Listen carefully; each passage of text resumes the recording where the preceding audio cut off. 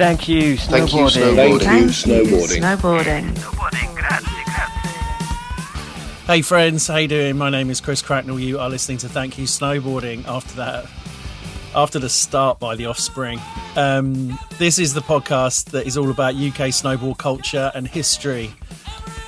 And we do this with the kind support of our friends at the Snowboard Asylum who have been looking after snowboarders since the beginning. They are part of the history and they still have all you need to know. In fact, the top guns at the TSA are out at shops first try looking at all next season's kit already. Can you believe that? Anyway, if you need anything to go snowboarding, go and see them.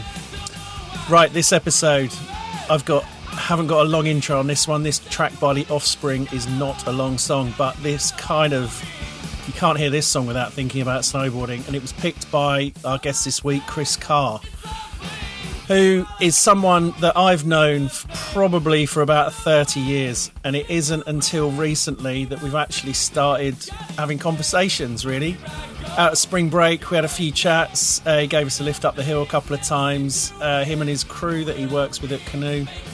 And they're a good bunch. And me and Chris, obviously growing up around London, riding all the same dry slopes, we certainly knew each other to say hi to and would see each other quite regularly. But it's funny, you can kind of know people for that long and you've never actually kind of dug into what makes them tick or what they're about or their history or anything like that. So it was really fun to run into Chris at spring break, see him still riding, hitting boxes, he's still got it. And what a joy. Another thing about snowboarding, I know I said last week that snowboarding brings people together. Well, it kind of forges relationships that last a long time and always gives you that common thread that you can lean into, which is what I love mostly about snowboarding. So more at the end, the track's nearly run out.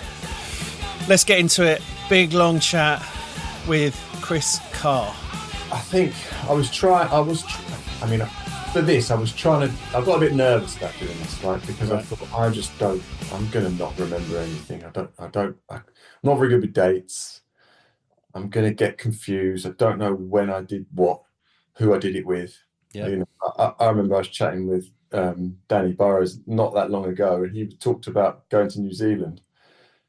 And part of me thought I would love to go to New Zealand one day. And then I realised the story was about me and him in New Zealand. So I've forgotten about a whole continent that I've been to. Oh, okay. So Back to the Future. I started skateboarding because of Back to the Future. Like many people. Yeah. I don't think that's a unique thing to me. But that movie, I remember. I mean, I do even know when that came out, but I remember I think 84. Right. 84, okay. Or is that the year that they're in? I don't know. Anyway, I remember doing a deal with a kid in junior school, whenever it was, and buying an old skateboard off of him. I remember it to the day. Like, I remember going around in his front garden, buying this board, which was this battered Back to the Future skateboard. Right? Oh, that an actual Back to the Future skateboard. Yeah, which you can imagine wasn't necessarily the highest of quality. And did a deal. I don't know what I paid for it. Probably a £5 or some sweet money or something. And got this thing home, and my dad was like, "Oh, it looks a bit battered." So he helped me. Like, we kind of sanded it down and made it look nice. And I just remember we used to go on like these Haven holidays, right, to the caravan park. I remember we used to go to this one down in, I don't know where it must have been, but you'd look out the front of this static caravan and you would see sort of the Needles or whatever. So that's where we were. There was this promenade, and I would just go out on that with my brother, and we just learned to like tic tac. Yeah. I think the goal of that holiday was to kind of tic tac down this promenade and to be able to do like a 180 turn carve, without stacking it. That was it. And I must have been like, whatever, 10 or something. And that was it. But Back to the Future, if it wasn't for Back to the Future, arguably I wouldn't have started skateboarding. And I think skateboarding set me on this path, Yeah, for sure. and, Where did you grow up? I'm assuming it's in London somewhere. yeah, I grew up in Leytonstone, so kind of northeast London, central. Okay. Yeah. Yeah, so that kind of started the seed, and I rode that board a bit. It was pretty rubbish. It fell apart. I remember saving up. I remember going to Phase 7 and buying a Brand X. Oh yeah.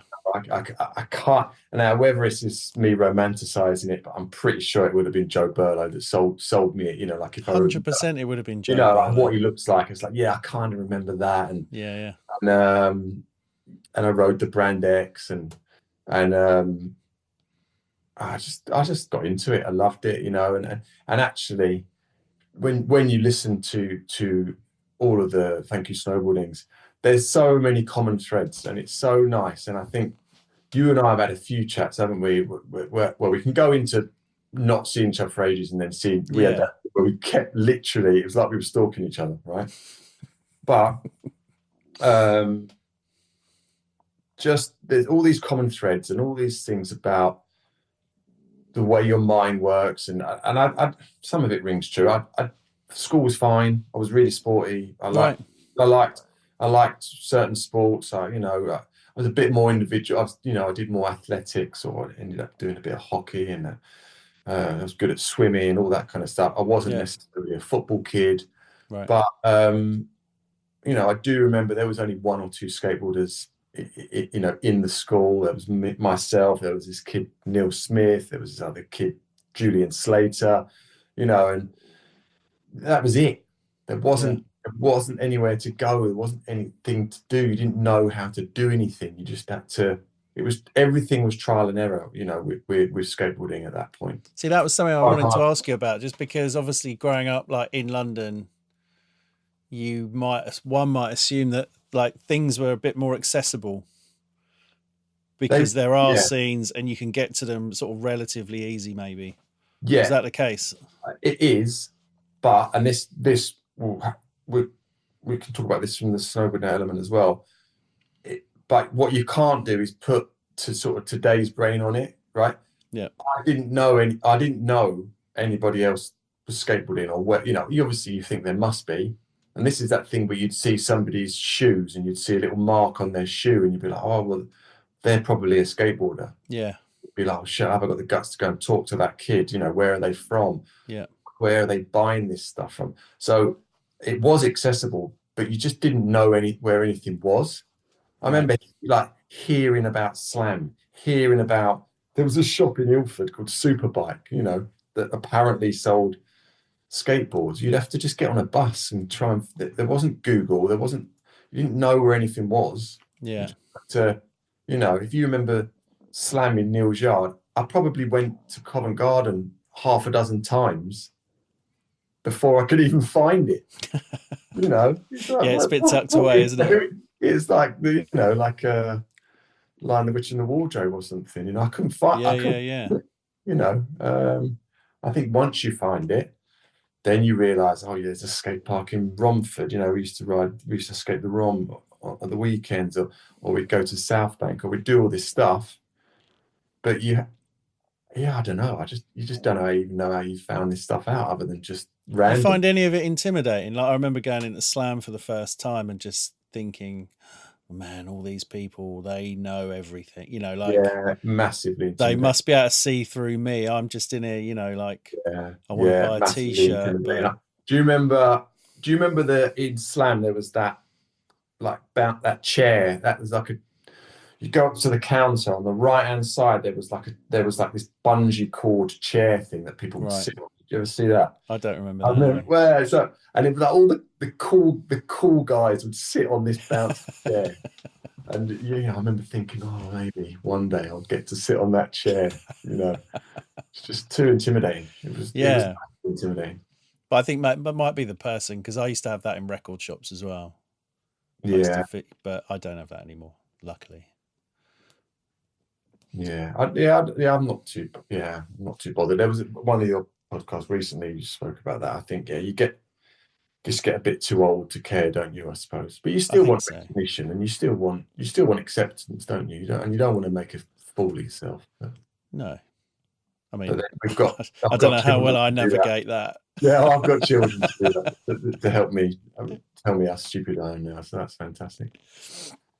Did you have like a kinship with the other skateboarders at your school? Was that like one of the, like Yeah, snowboarding kind of did that as well? It was like that absolutely. immediate, Well, just we do the same thing, so we must get on.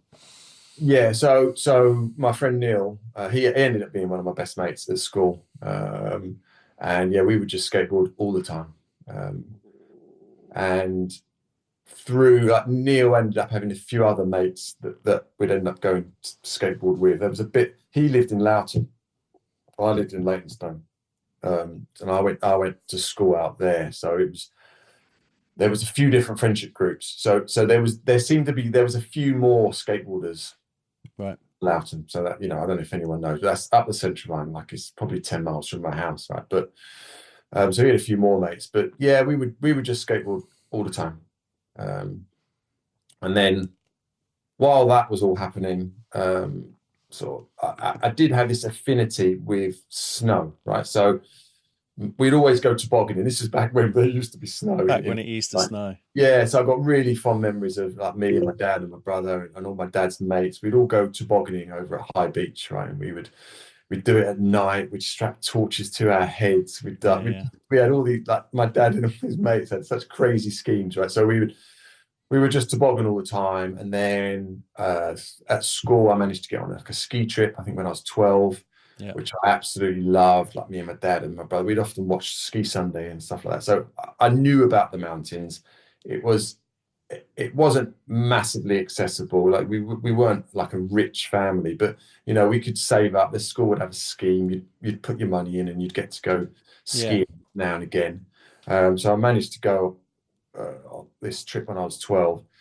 And I just loved it, right? I absolutely loved skiing. Where was that to? Do you remember? It was in Italy. I went a couple of times with a school. It was either Bormio or Selva, something like that. Right. It was quite typical school destination, I think. Yeah, somewhere that's not. It's not like a glitzy resort, but exactly. Somewhere you can go and it's affordable. Yeah, and the maths teacher at school was well into it, and he used to organise all the trips. Mr. Williams, he was a really good guy, and that was it. And you went skiing, and every couple of years I'd get to go because we couldn't afford to do it all the time, and we certainly wouldn't go as a family. Even though I know my dad went skiing when he was sort of 16 or so, and he would tell us about that. Which, if you actually think about it, my dad's mum and dad from Hackney, and the idea that he was going skiing, I've seen the pictures. Like, it's unbelievable. That's wild, isn't it? When you're 16, dad's like 74 now, I think 75, 74. So it's mental that he did that. Yeah. So he obviously had this affinity with it, and sort of later on, we went on a few trips together, which was great. Just going back to that Ski Sunday thing, because I used to watch that as well. What is it? Because at the time it would have just shown racing. It wasn't like it is now, where it's kind of a bit more lifestyle and everything, and shows a bit more broad. It was literally like ski racing. But I was fascinated by it. Yeah, I don't know. I just bloody loved it. I think now and again they would have little bits on there, wouldn't they? They would be like, okay, now we're going to show you something new. Also, I think that there was, when you grew up a little bit, there was things that were coming on the telly. There'd be like other more sort of freestyle orientated ski shows, wasn't there? I can't remember what they would have been called, but they're sort of Channel 4, and you just stay up late at night or whatever and try and watch. Well, there's always like not Transworld Snowboarding, just Transworld Sports. I think that might have been it. That covered, and that was always on at odd times, wasn't it? When you might catch a glimpse of something that you're interested in on it. Yeah, exactly. And also, so while this is going on, and I'm into this idea of skiing, and I've been a couple of times, and I'm skateboarding all the time, and it started to creep in, didn't it? Like there'd be like the odd thing in a magazine, or the odd picture, and you were like, so you started to get an idea that there was this thing, right? Yeah. I remember when I was 14, I went on this is like the next ski trip.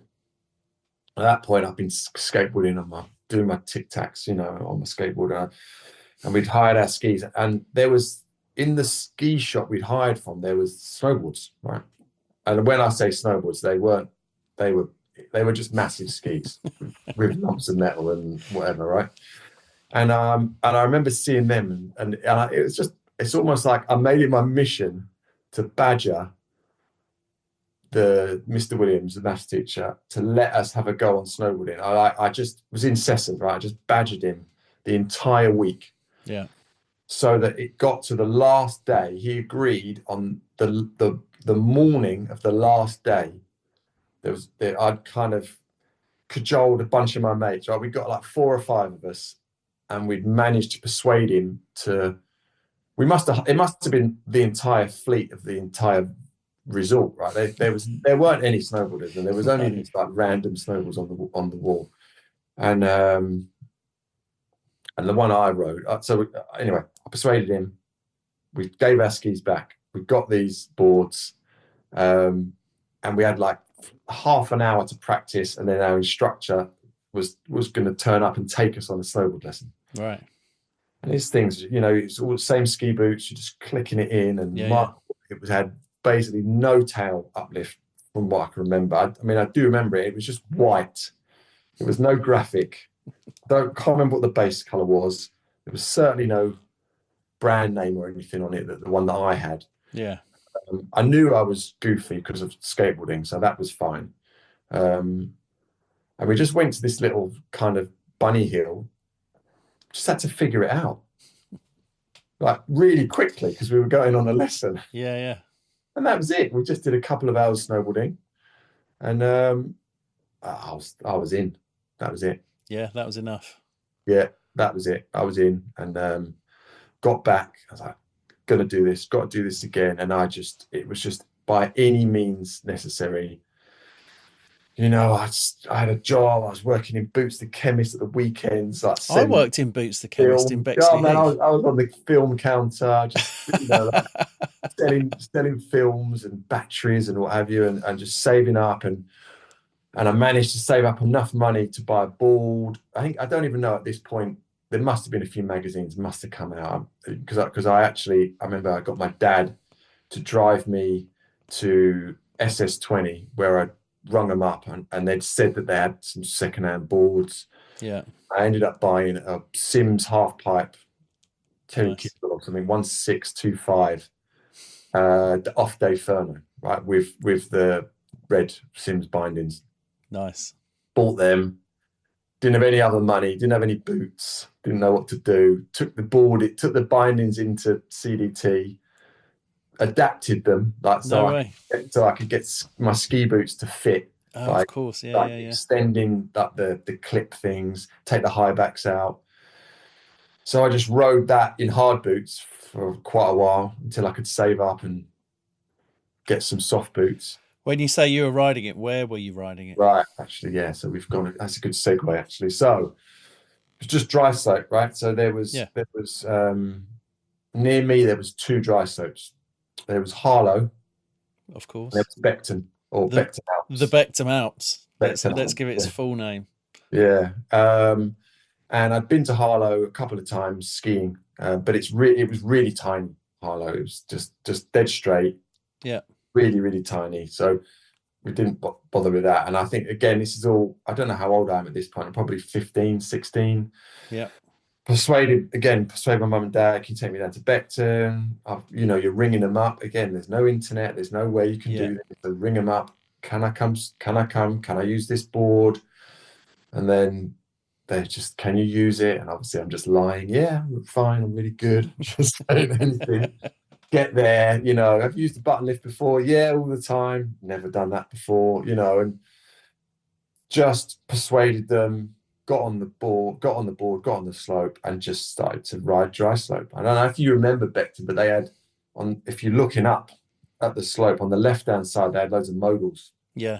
Well, like these rollers. Yeah. They had the slope with kind of a nice drop away at the end, which later would serve as a really good, not so flat landing. Yeah.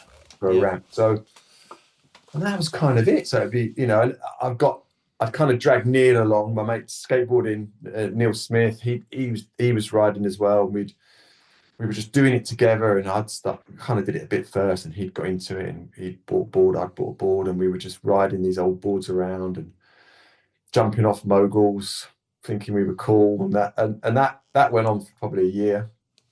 So what sort of time are we talking? Because apparently listeners do like sort of dates.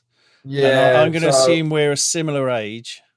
Yeah, well, I'm 52. I was 52 like 2 weeks ago. So Okay. I tried to write. So I wrote some of this down, because I knew you'd ask, and I wouldn't know, right? So I'd say my first exposure to real snowboarding was 88 in Italy, in Selva, on that school trip. See, that's quite early, isn't it? Well, maybe 86 actually. No, yeah, about 88.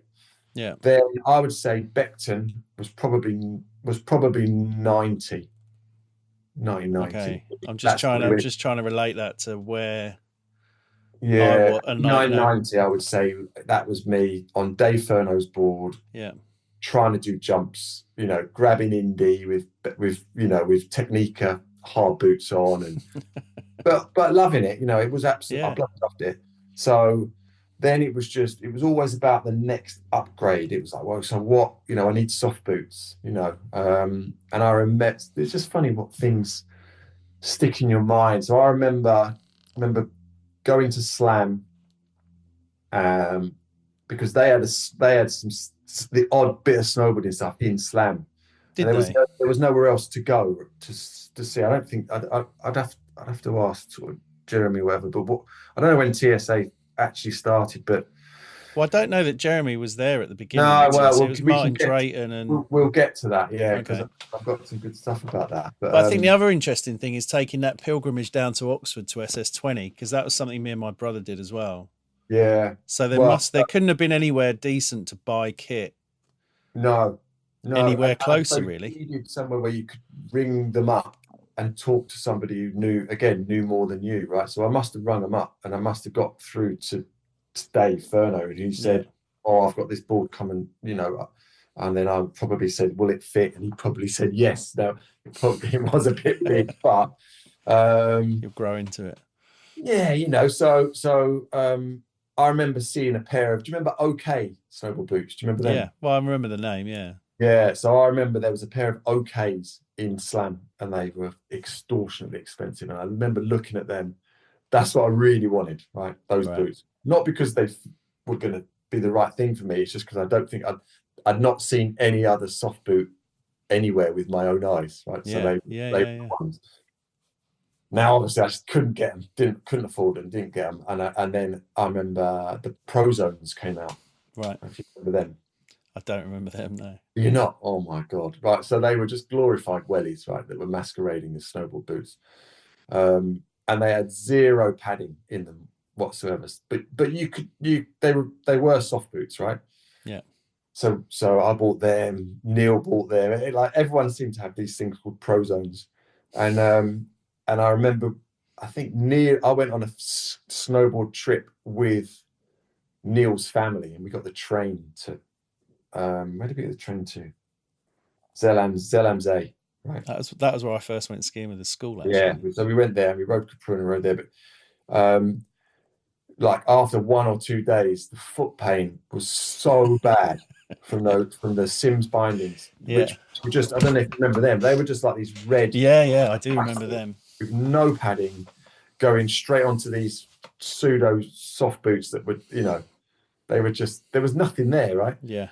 So you would be stuffing socks down in between the tongue to try and create some kind of padding. Amazing. To stop yourself from being in agony, right? So you did that, and then after that, I remember we were riding Beckton, and I just thought, I think I need an upgrade. I need an upgrade here.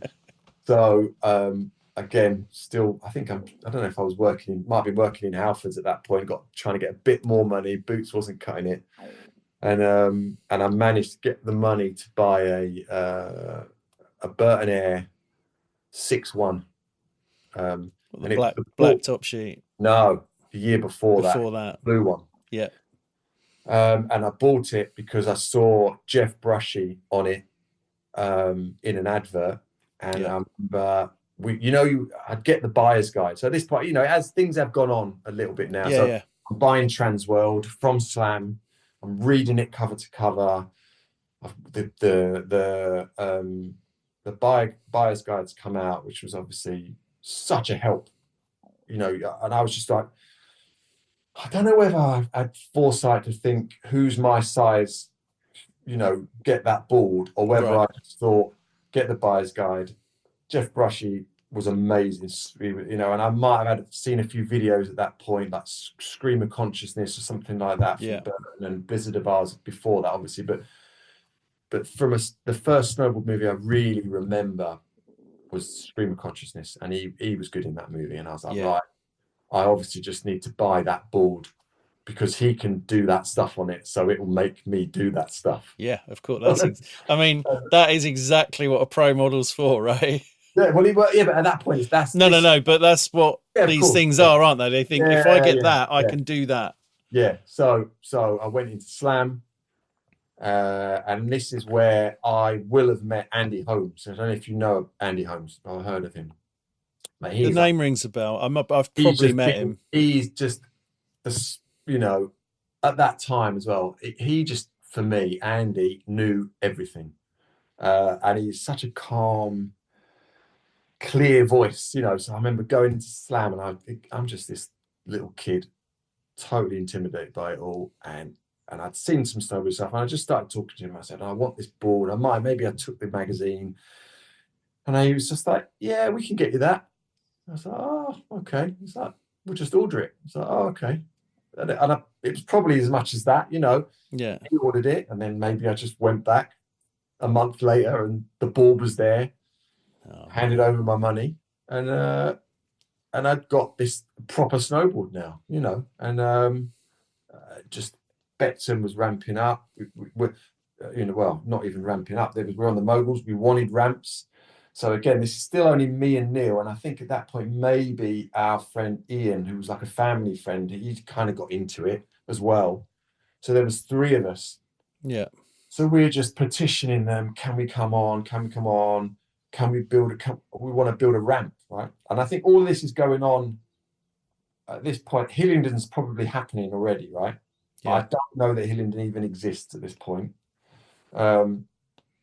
I don't even know that there's any other snowboarders in England. Obviously there are, but we don't know that, right? We just. I guess until Snowboard UK came out, and that must have been around that time, you wouldn't have known. Like I didn't know that anybody else was snowboarding. Do you know what I mean? Yeah. Now, we just go back and say, so we basically the guy that ran Becton was this Italian called Sergio, right? Oh, I remember that name. Yeah. And and he was quite up for letting you do stuff, but it was just very typical of the time where you were just seen as annoying. Snowboarders were just annoying, and what I was asking them to do was probably quite dangerous, Well, just in the fact no one had asked before. No, so we just convinced him, to let at our expense get wood, build a ramp, because we built a few fly-off ramps, right? Yeah. Neil and I. So we knew how to build a ramp. We knew it just needed to probably be a bit bigger than the ones we'd already built. So we just built a ramp in the car park, dragged it up, and took some old Denbex from the side and just started lashing it on with bits of rope. And we just, that was it. Kind of the snowboard night happened from then on. Just the 3 of us. It was ad hoc. You'd have to ring them up. Can we bring the jumps out? Can we bring the jumps out? And there'd be a pause. They'd go and look out the window, and they'd be like, "No, sorry guys, we've got 4 skiers on the slope. You can't. It's too dangerous.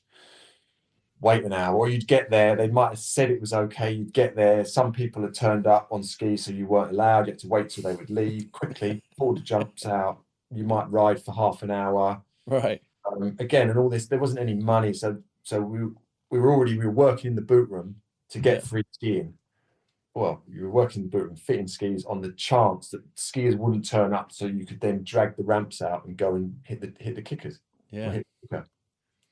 That's what we did, and we did it for ages. And a few a few more people turned up here and there, but I can't remember how we figured out that Hillingdon was a thing, because I do kind of remember turning up to Hillingdon one time and just being blown away. Like, I couldn't believe how many people were there snowboarding, and we've been existing in this little bubble of Beckton for probably a good year or so. And the odd traveling snowboarder would turn up, but it wasn't really a scene at that point. No, well, I guess it must have been around probably the time you found Hillingdon. That's when I think the scenes started to sort of merge a little bit, because I remember we were at Bromley, so it was after my first season, 93, 94, so it would have been 94. And there was a start of a bit of a scene going on, and there was a ramp there, and then I think that was a Tuesday night, and then there was, I don't know what night Beckton ended up being, but then we'd start sometimes coming up to there, because that was actually not that far from where we were. No, and I used to go, but was Bromley and Swanley the same slope? Yeah. Yeah, so I do remember going for what I was calling Swanley, and I do remember you and Dave being there. Right. But more in a like sitting there taking the piss out of us. I'm so sorry. I don't remember hitting any jumps, but I do remember there being a good scene. Like, it seemed a healthy scene there, and we went. I do remember we kind of went there a few times to Swanley. But, yeah, it was a funny, like the Davises started coming, and right. Yeah, it was quite a cool little scene, but people didn't visit very often. It was more likely that sort of me, my brother, Toby, and the Davises would then sort of come up to Beckton or to Hillingdon. Hillingdon was a Sunday night. Yeah, exactly. Like, I think at one point we had it on lockdown that we could ride about 4 nights a week at different places. No, I remember the same. I remember I'd ride Hemel, I'd ride Hillingdon, and I'd ride Beckton. And then this was back in we're getting to the point also where Tamworth opened as well. Well, actually, we're jumping forward a bit, but in terms of that, and then Will Hughes and I would carpool, because they only had a jump night every 2 weeks, and it would start at like 10 o'clock at night or something. But that's it was late, wasn't it? Because I remember driving home from Tamworth at like 3 in the morning, just being like, I'm really tired. Yeah, but the Davises would ride a lot of Beckton with us, and we hung out with those guys a lot. But also at that point, Beckton, it started to get its own little identity, and like just a few people. I do remember one time when all the guys from Low Pressure kind of turned up. You remember the surf shop over in Notting Hill? Yeah, see, I know of it, but I don't know anything really about the Low Pressure story. It always felt like they were like these cool West London people, and I didn't ever get to know them. Well, so they're all really nice guys, and later on I ended up getting a job there on the weekends, like selling snowboards for them and stuff. But what was really good was when Beckton just became this hub, okay, and I think in terms of my life, we already talked about Back to the Future being like the first bit, and then Beckton's probably the second bit, and probably one of the most important things, really. So I would say virtually all of my lifelong friends just emanated from and around Beckton. So whether that's Tim Wood, that's Matt Law, that's Danny Burrows, that's Drew Stevenson, like Droidy, like Andy Jackson, Andy Irving, all these guys, Warren, Morris, John. This was the crew, right? Yeah. And dry soap. Well, obviously now when we talk about it and think back to it, there's just no way I could do it. Like, my body would just turn to dust, right, if I fell over. But I absolutely lived for it. Like, it was the best thing ever in my life. That if it started to rain and it got cold, like you would be frothing to the point of you would when you're older going and riding powder. Like, you knew going to be fast, and there might be like a little bit of ice forming around the sprinkler heads, and you're like, this is going to be unreal tonight, Yeah. And you just go down there, drag the jumps out. By that point, we must have had a jump at the top and a jump at the bottom, so it was 2 jumps. And yeah, we just go and have the best time ever, to the point of you probably couldn't even walk at the end of it, and you'd fall on your backside so much that it'd just be black. You'd be cutting yourself on the slime-ridden Dendex, and having to go to the hospital and get a tetanus, and I mean, I think it's quite well known, because Kingsnorth talked about it on his episode, the slightly moody sprinklers, or the how dubious the water on the sprinkler system at Beckton the whole was. thing, Beckton was built on a slag heap, right? Yeah. So it's just chemical waste. It's just chemical waste. I remember Tim Hode, he cut his elbow or something, and patched it up, and then 2 weeks later he took the plaster off, and just like toxic waste was coming out of his arm. It was so bad. But there was the well, it must have been the BSA. There was a dry slope comp, like one of the, like when they'd do a few around the country. Yeah, we had at one Sheffield. There was one there, wasn't there? And that was, I mean, everyone was there. There's quite a few photos from that knocking around that I've seen. Yeah, do you know what? At that point, like I'd been riding dry slope for quite a while, and in my head, I'm like, right, I could probably do all right here. Do you know what I mean? Like, this is my home slope. I can probably do all right. And I didn't. I don't know what I did. I mean, I rode so much dry slope. I did love it. I don't think I ever won anything, but I'd always get into the final normally, and I'd normally do all right. Yeah, you were a solid. Like, oh, Chris is here, he'll do it. Like you can sort of consistently did well. You had a good style.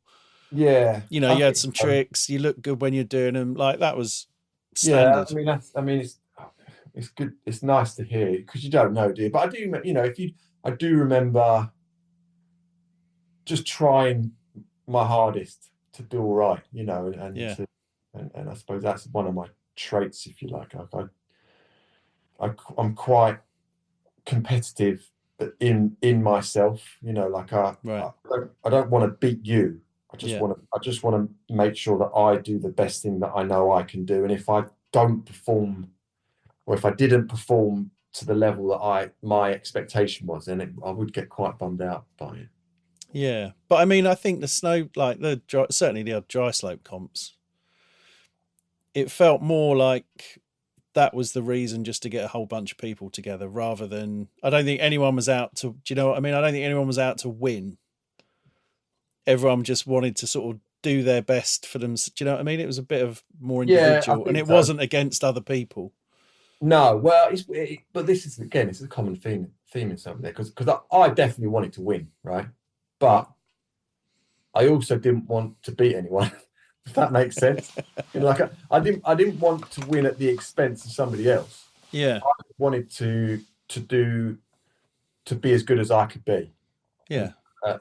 For myself, and but I did enjoy that, and it was really good. And I remember I did really appreciate the Hillingdon, because I weren't in the Hillingdon crew per se. Do you know what I mean? I'd turn up most weekends or whatever, but they had a really tight squad. But I do remember they really kind of took me under their wing, and I'd always jump in the van with Rob Needham, and to go up to, we'd do a comp in Hill End, or we'd do a comp in, I don't even know, everywhere, right? We would just, and I didn't have the resource. I didn't have a car. I couldn't, when I was a little bit older, like 18 or whatever, I'd passed my test, and I could borrow my mum's Ford Fiesta. We could drive places, but you were reliant on jumping in cars with other people, go and do these comps and stuff, and it was really good. I did enjoy that.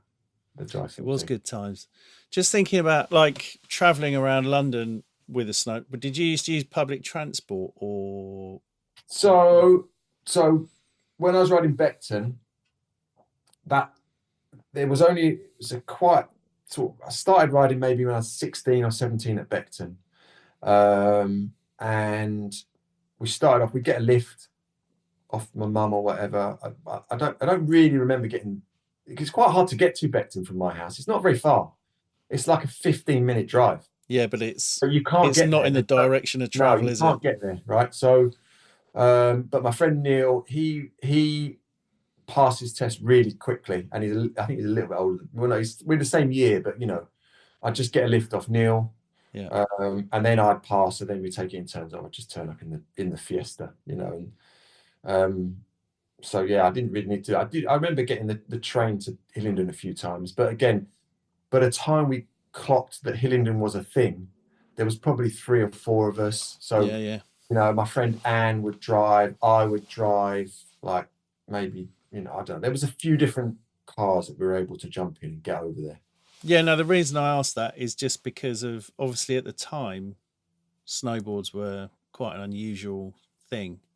Yeah. And to be sort of carrying one across the capital, Yeah. to go and use it would have drawn attention. You were going on an actual trip, like every now and again you might be going to a mountain, I mean, at that age it was still not very often, like once in a blue moon. Yeah. You would get on the tube with it, and it was some funny questions.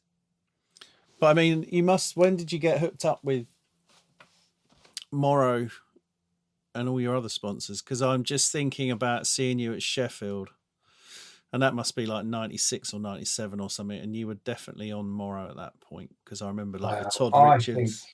So we go back a stage. So my first ever sponsor was TSA. Was it?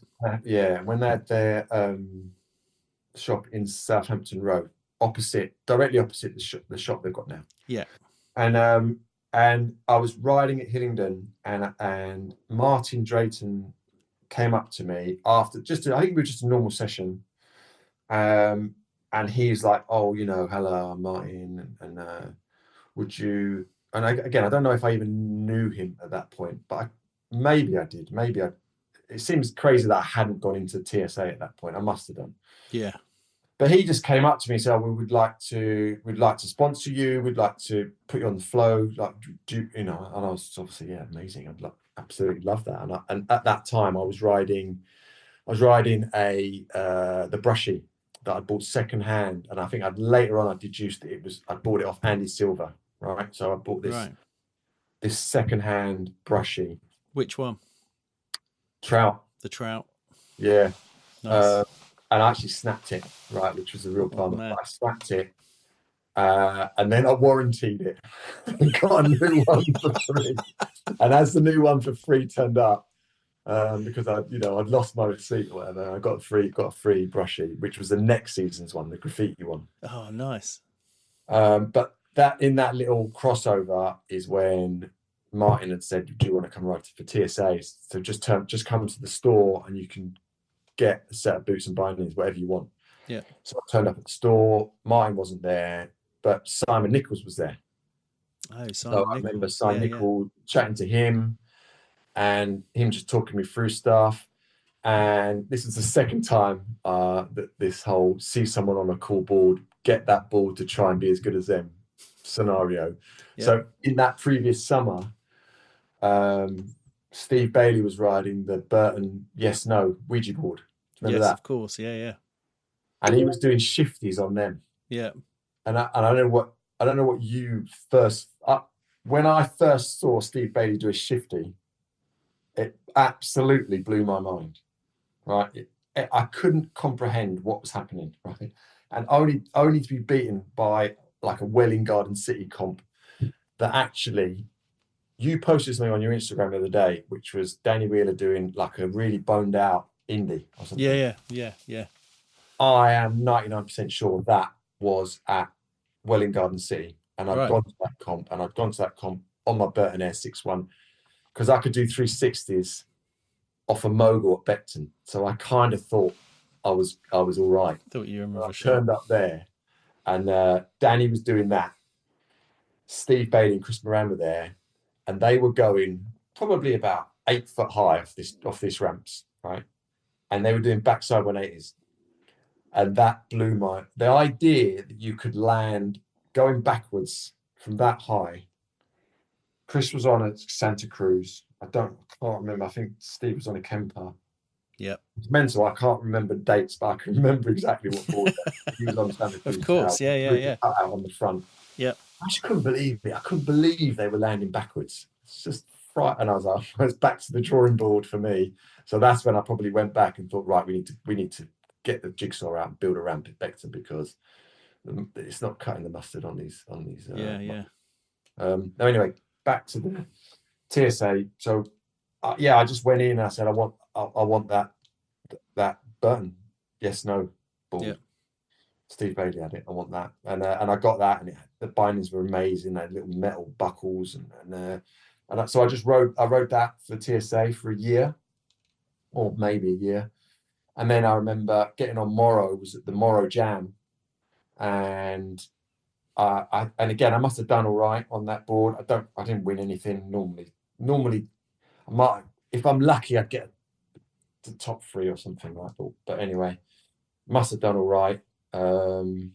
And Paul Summan came up to me at the end and said, "Would you like to ride for Morrow?" And I don't know the time frame. We'd have to talk to Will about it, whether he picked up Will at the same time. Maybe Will was already riding for him. Yeah. Can't remember. But that was really the start of my association with Slam and riding for Paul for Morrow. So it was Morrow and Special Blend. He got me on boots as well, I think, for a bit. I mean, that is some sweet hookups, isn't it? I mean, Man, Morrow at the time was unbelievable. It was unbelievable, and I rode. I don't know how long I rode for Morrow for a good few years, like 3-4 years, maybe 3 years. And the boards are amazing. They're really progressive. Like, I think I remember that the Morrow Revert was, some of the early boards were a little bit heavy, right? But they're amazing. It was a hookup. The Slam was like this holy grail. Getting invited to the Slam warehouse was just... That's the shit, like isn't it? Willy Wonka or something, right? Yeah. You went in there and everyone was like 1,000 times cooler than I'm ever going to be. You've got blimmin' Paul there. He's just, he's literally on the phone to the Beastie Boys. Or this is... I was like, what is... It fried my brain what was going on, Yeah. There was racks of all of this stuff, all this birdhouse stuff or X-large stuff, Special Blend stuff, all of these snowballs. I could not comprehend what was going on, right? Anyway, so he's just like, just pick whatever you want. So you just, got what you needed. Yeah.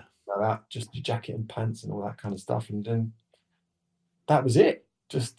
That was kind of started the relationship with Slam. And so then I think I felt a little bit more belief in myself when I'd go in the store knowing, that I was kind of on the team, even though it didn't really work out because it wasn't a snowboard store. So you'd go in there and you'd be like, oh, I know everyone, but no one cared because you weren't a skateboarder, so it just didn't count.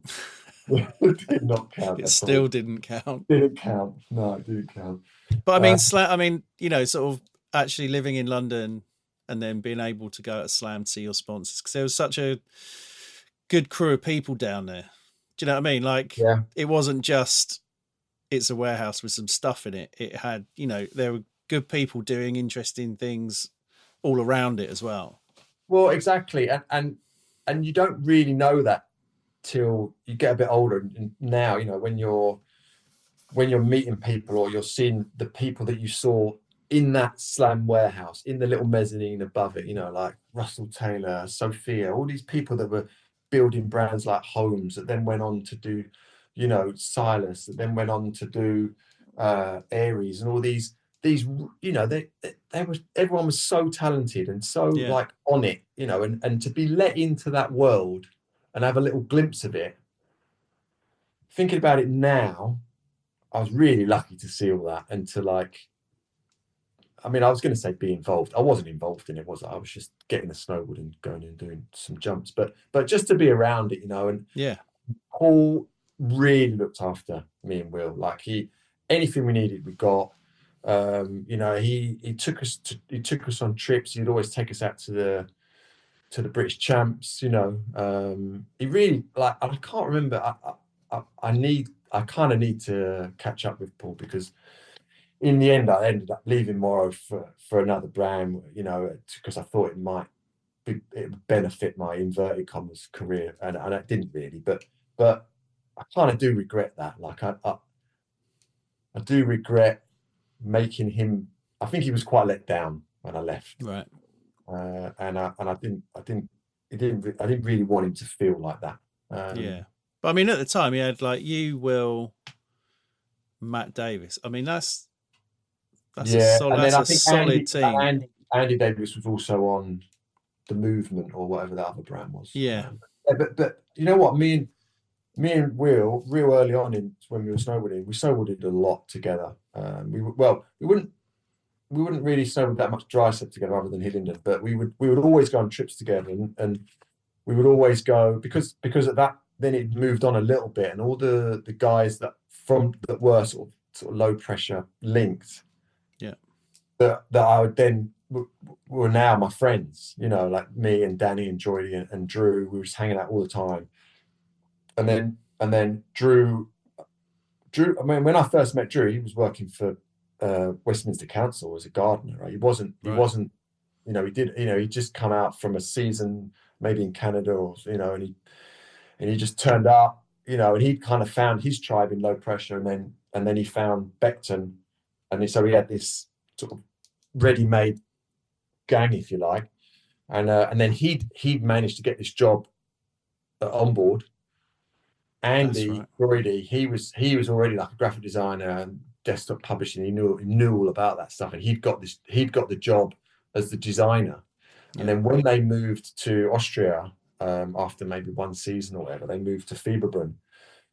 So obviously Droid's just like, and Drew's like, well, obviously just come and stay, right? So that's when I first started to go on the snow. Like I'd be saving up, or I'd be getting my, at that point I'd gone to uni, maybe I was just before uni, or just working anything, saving all my pennies, and I just get a coach out, or get a flight out to Austria, and just go and sleep on Jordy's floor, go and sleep on Drew's floor, and Will would be there. It'd be like me and Will. I do remember that quite a lot. Like me and Will would go and ride Fieberbrunn quite a lot at Jordy's house, which again, you just see this thing. If people weren't helping us, we just wouldn't have been able to do it.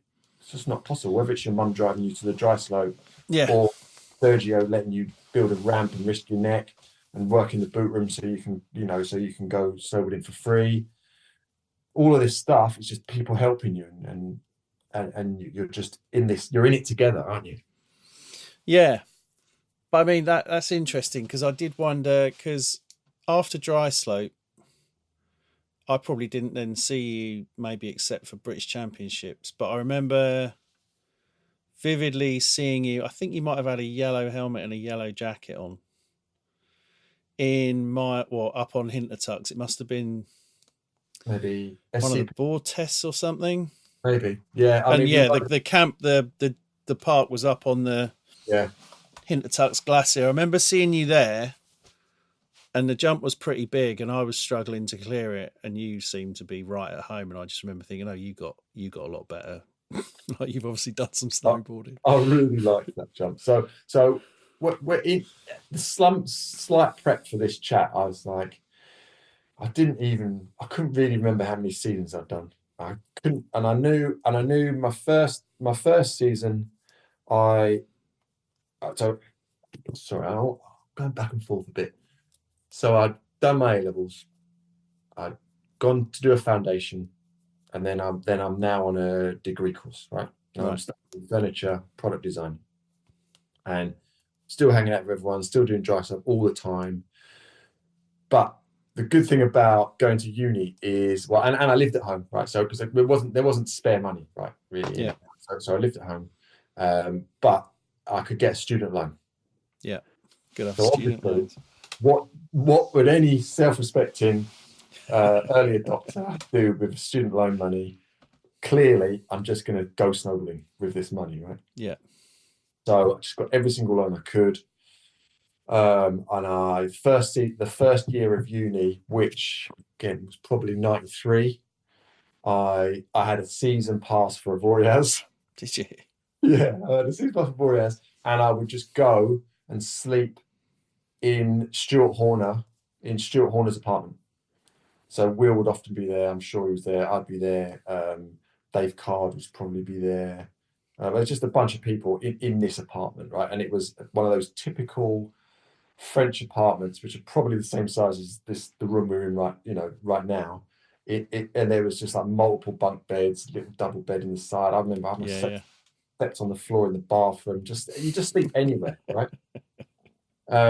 So I'd just be out anytime I could. I'd just go and stay with Stu, and I probably got 6 weeks in snowboarding that first year of uni, just by going all over Christmas, Easter, half term, everything.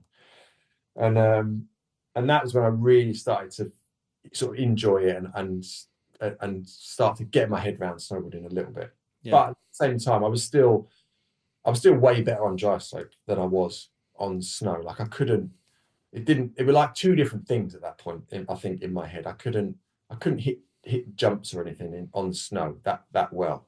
It's because there's a consistency on dry slope. Yeah, and it was just too fast. You needed your edges. I didn't know how to do that really. So anyway, so I was just riding loads, and then the sort of second and third year of uni, you had to knuckle down a bit more.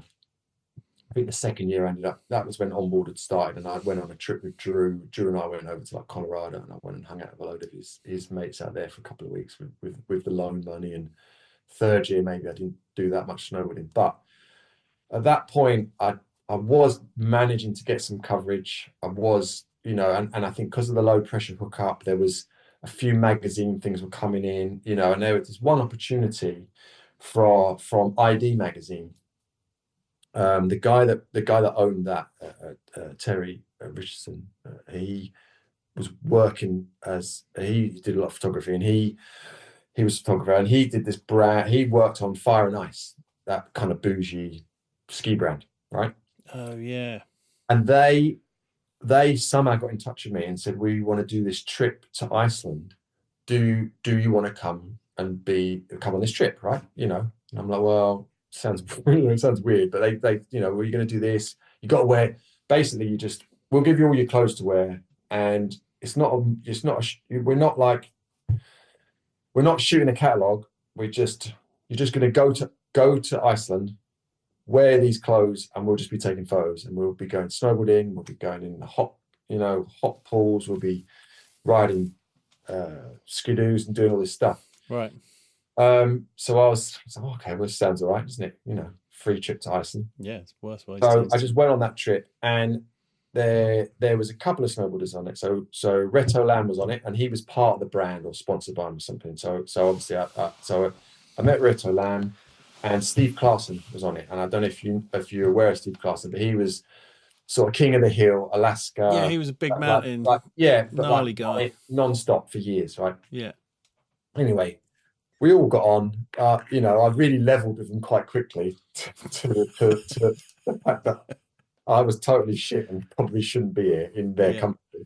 And they were amazing. Like they were just they just looked after me, taught me loads of stuff, and we were like skidooing up the top of mountains and jumping off skidoos and snowboarding in powder and doing all this stuff. And there was a few little things where me and Steve had hiked up this thing, and he kind of explained to me how to get into steep bits and all this kind of stuff, and it was amazing, right?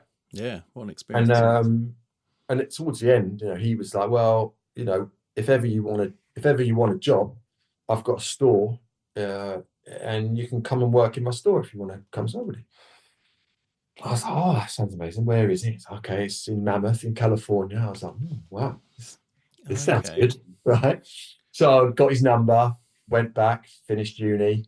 In the summer, again, I can't remember exactly, but I must have rung him up, because this is pre-internet. This is yeah. You've actually got to reach out to people. So I must have rung him up and said, hey, Steve, it's Chris. Do you remember me? Yeah, I remember you. I fancy coming out. Can I get a job? Yeah, you can get a job. This is the address. This is, we open. This is the start of the season or whatever, come out. And that was it. So I was like, okay, well, I'm just going to go on a season. I didn't there was all like my real good mates at Becton, they were either at uni or they weren't in a position to do seasons. Yeah. At this point, my mate Neil, who been the founder of the Becton sort of crew, he was at uni at Leicester. We'd kind of again, no internet, no phones, you just kind of drift apart. Yeah. So I wasn't really hanging out with Neil anymore. So I knew I just had to just go snowboarding, you know, Yeah. and yeah, that's kind of it. Turned up, walked, got a flight, turned up in Mammoth, went found the store, got, you know, at that point they were still running like greyhounds, which they don't even do anymore. So I just got a greyhound to Mammoth, turned up probably 10 o'clock at night, went into the store. Hi, Steve there. Because obviously I've not told him when I was turning up or anything that you would imagine you would need Of course to do. you wouldn't. Turned up in Wave Rave in Mammoth, and asked for Steve, and he was in Alaska, and it was snowed in, uncontactable, wouldn't be back for a month. No way. I was totally screwed. I didn't know what to do, and again, thankfully there was this guy there, John Scobie, right, and he was again. I think he did treat me with quite a lot of contempt, and rightly so. But he was like, "Where are you staying?" I'm like, "I don't know." So he was like, "Okay, well, you can stay in my garage. Right. It's carpeted, and it's, you know, there's a heater in there." Yeah. So that was it. Yeah, slept on the floor in the garage for a few weeks. Managed to find someone else to live with, and, you know, and that was my first season, you know, in Mammoth, with a load of actual mountain men and women. Because you went back to Mammoth. Did you? Yeah. Did Well, you do back-to-back seasons, or did you do other things and then go? Because you did season because you were with Danny and.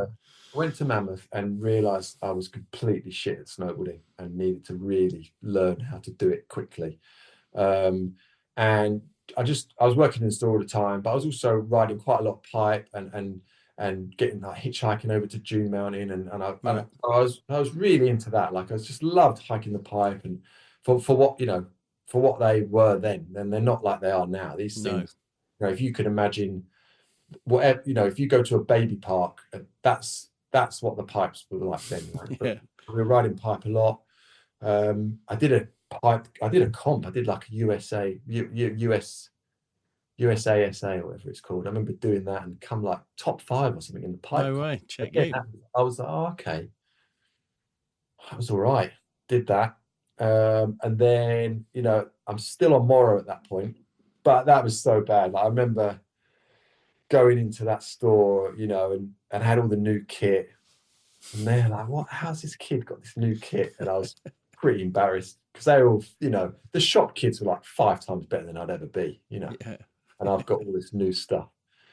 So that was odd. But anyway, I just knew I had to just try my hardest to get better as quickly as I could, to justify the stuff I had in the bag. And I remember I must have been ringing into Paul, someone at Slam, and he was like, "Well, I want you to come back." Hold on, work.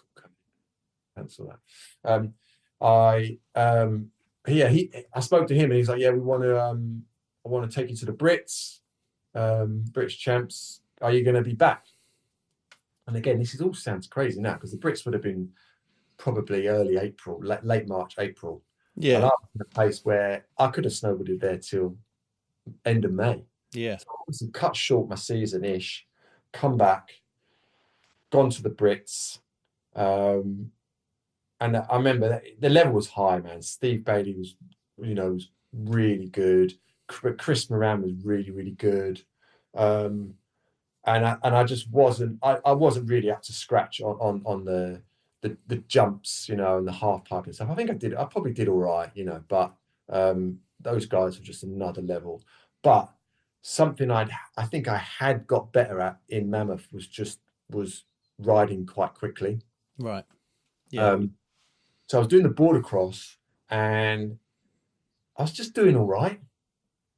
And I remember sitting there, and there'd be like Mark Chester, and there'd be blimmin'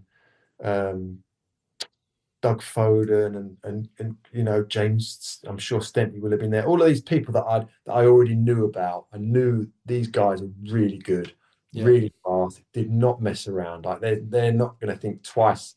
I mean, Doug was not going to think twice about shoving someone out of the way. Like, there's no way. And they've all got their little race prep kits, and they're all just fucking around with their boards at the top of each round. And I just kept getting through the rounds, right? Right. Getting through the rounds, and I can see Paul at the bottom, and he's rubbing his hands together, thinking Chris is doing all right. And I got in the final, right? So I got all the way through to the final, and I think I must have been kind of no one. It's just some kid, right? No one really knew who it was. And I got through to the final, and in my head I was like, I might be able to do this, because I just figured out how. I was just getting a really good push off, right? And I was just managing to just be maybe a little bit boisterous in it, and final came up, and we went, and I'm in the lead, right? This is probably the biggest regret of my entire life, by the way. So I'm in the lead, and all the time in the lead, I'm like, Chris Moran's behind me. This is a fucking nightmare, right? And I'm just bombing it. And I just know they're all good, and I know I can hear them. I can feel them behind me. Yeah. I know, like, I've ridden this course. I know, just don't fucking fall over, man. And I get to maybe the third from last jump, and I'm just absolutely cooking, right? And I just fly, and they're all behind me. It's not like I'm waiting in front. I didn't have a choice. And I just fly off this jump, and I'm like in 90 in the air, and I kind of land, and I sort of bang land, go around into switch on this berm, and Chris just went past me, and it might have been Steve, I don't know who it was. They went past me. Fuck. And I had to and then I finished it backwards, got third, and I think that was it. That was the only time.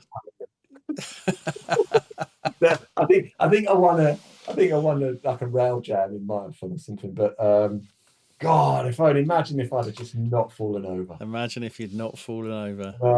I know. Could have been the start of something. Could have been like an Olympic dream or something. Well, part of me thought I might be good at border cross, so I entered a competition in Switzerland and come last or something. So I was like, yeah, that was a false dawn. Yeah, what was it for me? But it was good, and I enjoyed it, and I really loved being at the top of that hill with loads of people who were amazing, and I was doing all right, and I managed to just sort of by the skin of my teeth was just holding on for dear life. Yeah, you felt validated, maybe. Yeah, I do deserve to be here. This is all right. Well, mate, yeah. Well, I don't know. I probably felt like that until I fell over, and I was like, come crashing back down to earth. But then after that was when I was like, okay, so I don't know why. Actually, no. Do you know what? I do know why. So at that point, I'm still hanging out with Drew a lot. Drew's moved from Fieberbrunn. They've just moved the onboard offices to Meyerhofen. Yeah. Drew rings me up.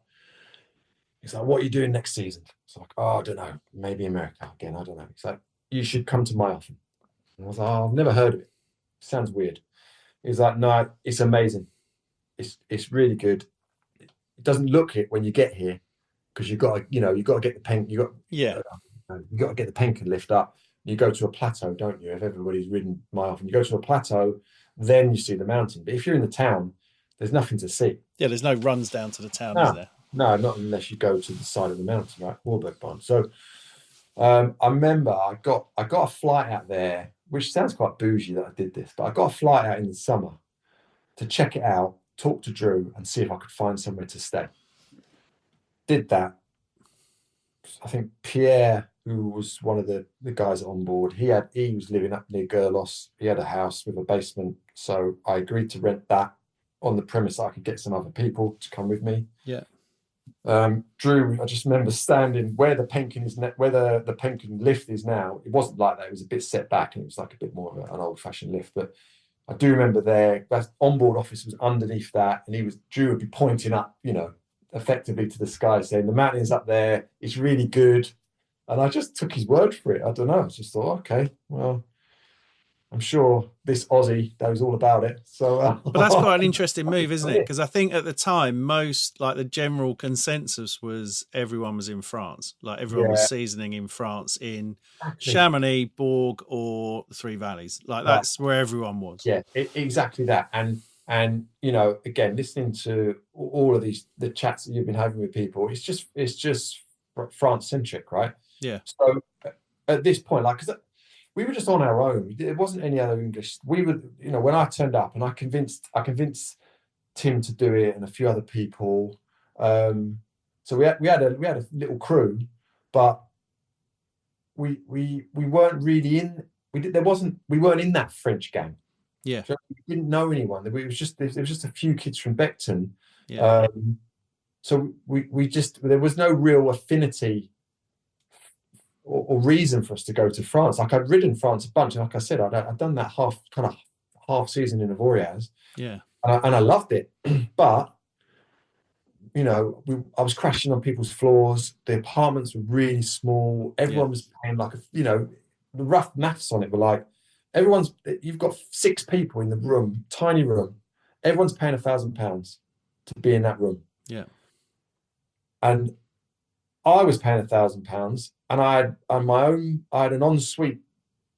I had a bedroom with an ensuite in Austria. I was like, the snowboarding can't be that good in France that you would want to live in that. It turns out it is really good. But obviously, the Zilla Valley, as we come to discover it, and Meyerhofen is also amazing, right? Yeah. So, but we didn't know that. It was more just, well, I've got a few mates here already in on board. I found a place to stay, and the accommodation's really good and really reasonable. Lift passes were pretty cheap. Yeah, I bet they were. It was like 200 odd quid, and we would get the whole valley of lift passes, right? Yeah. We could ride the whole valley. So we just turned up there, and we just started riding Meyerhofen, and we started learning it, and wasn't much of a park at first. I think my first German I learned was "Kannst du machen springen bitte?" Go on. Which, if there's anyone who speaks German, they'll probably be cringing. But my understanding is it says, "Please, can you make the jumps?" It's like, man, you just go around saying that over and over again to the lifties until they would build you a jump or fix the jumps that were already there. But it's funny though, isn't it? Because Austria is so sort of culturally different to France. Like, since I don't have to go back to Bourg Saint Maurice anymore because I don't have the chalet there. Like, when we got rid of that, then we started sort of taking trips to Austria and different places. And you kind of realise what we've been missing. Do you know what I mean? I sort of see like you did in a way, like you did the right thing, because I would choose Austria out of anywhere now, because I think it's so friendly. It's just, like, there's buses. You can even get a bus up to the Kianatal Glacier. Do you know what I mean? Like, it's just it works really well. And they like you being there. Yeah. Well, I'd say when we first turned up, it was a bit odd. Like, we were the first English boy snowboarders to be there, and we quite quickly made friends with a lot of like all the Zell crew, like Chris Kroll, Rudy Kroll, all of these guys, right? And they really took us under the wing, and they were showing us places, and Drew was showing me places. I had to get down the backside of Meyerhofen down to Horberg Barn, ollieing over people's fences, and this is all of this stuff that people were telling us about. But a lot of the older generation, they weren't. We didn't get that much help. There was a few people that helped us out. But you were a little bit on your own. The grown-ups didn't like us as much, but it was really nice to go somewhere and like forge a path, and to try and just set something up, and we did 4 seasons there, and we lived sort of up and down the valley, in and around Meyerhofen and Gerlos and all these different places, and made a bunch of friends. And maybe in the last season or 2, that's when other English people turned up. So Gary Gendel turned up, Ollie Cotton turned up. So they started to have a momentum, and maybe, and it paved the way for like the Hunger Pain. Exactly. John was there, John Weaver, Tom West, and obviously Kingsnorth turned up. We maybe were like one season in or so, and Kingsnorth just turned up, and he was so young. God, you remember thinking, wondering whether he would even survive, you know. Yeah. But yeah, you know, Tom, he's made it his home. He's flourished there, obviously. But I mean, his story about turning up in the summer in all his outerwear because he was just going to the mountains, so you're going to wear your outerwear, right? Yeah. He turned up and it's like 35 degrees. Yeah, It's just the best. yeah. But you know, we did a bunch of seasons there. We did a bunch of summers there too. You know, we would finish our winter season, go home for like a month or 6 weeks, just work anywhere. It was building sites or just anywhere, right? Yeah. Any attempt that we could to get the money to then get back out, and we would then go and work or ride and maybe coach at SPC with Class Marco, and Right. SPC was amazing as well. That similar vibe to when we had like the Beckton, that feeling of Beckton, Right. you know, Beckton Alps. That was a similar vibe for the SPC camps in the summer, and everybody kind of hooking everybody up, helping each other, you know, and just riding those jumps, and they were big jumps then. You know, I think you weren't the jumps at SPC were way bigger than the jumps that I kind of remember in the parks or anything in the actual winter time. Yeah. Did you ever take on is it the mega roller that? No. Well, there was one big one at the bottom. I remember Orlando hitting it, or a few people hitting it, but yeah, I think when that started, I was doing all right on the big jumps, but I just couldn't get as technical as everyone else. Like if I was doing a really big jump, I just couldn't go bigger than 360. I just I don't know why. I just couldn't do it. I probably just didn't have the guts to go huge and spin a lot. I just couldn't do it. But also I quite like the style aspect of not spinning loads anyway, so that was a good get out clause, I think. But the hips were good. I mean, I remember the hips were really good. Hips at SPC, I really enjoyed them. They were so scary. Like you'd just be taking the whole mountain run up and be super slushy, and you'd get to like 30 meters or 50 meters before the actual, you know, the hip, and there'd just be this channel, and they would salt the channel.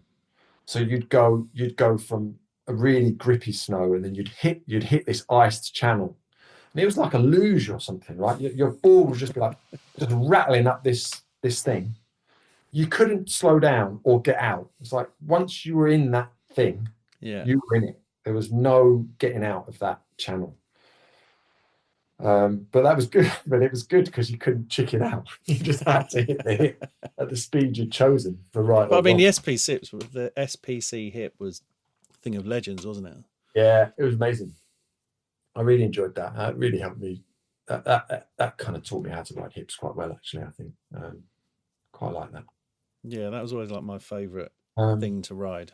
Yeah, and then I suppose after that, we ended up going back. I'd say that sort of the twilight of my inverted commas career was we just went back to Mammoth. I think we just got, it's, you know, a lot of the parks in Marf and stuff, back then it wasn't as good as it is now. You were relying on almost politics as to whether people could be bothered to fix jumps and make you good jumps and make you good half and stuff. Yeah. So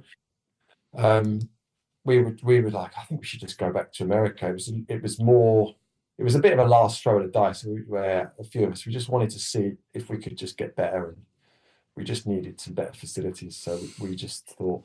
But that was when sort of Mammoth Park started sort of popping off a bit, wasn't it, really? Yeah, well, that's when it started to get a bit of a name for itself, and it was appearing in videos and. Yeah, well, that was it. And then we'd kind of seen it, and, you know, and I think Tim and I, maybe me, Tim Hode and Gary, we'd done a little trip to Mammoth, maybe the year before or something, and we didn't really do anything good, but we saw it and we were like, oh, this looks amazing. So I think we just thought, right, let's just go there, see whether we can get good at jumps. But it was a similar thing. Anyway, you turn up to these places, the level is just through the roof. So you're just playing catch up the whole time. But it was amazing. Like Mammoth, we did, I don't even know. I think I did about 3 seasons there, maybe 4. So that's a lot, as I got older, it did wane. Like I couldn't do it all the time. There was other pressures coming in. You know, like I was really fortunate with snowboarding in as much. I was never the best snowboarder, but I did work quite hard for sponsors, and I I just tried to do my job. Yeah.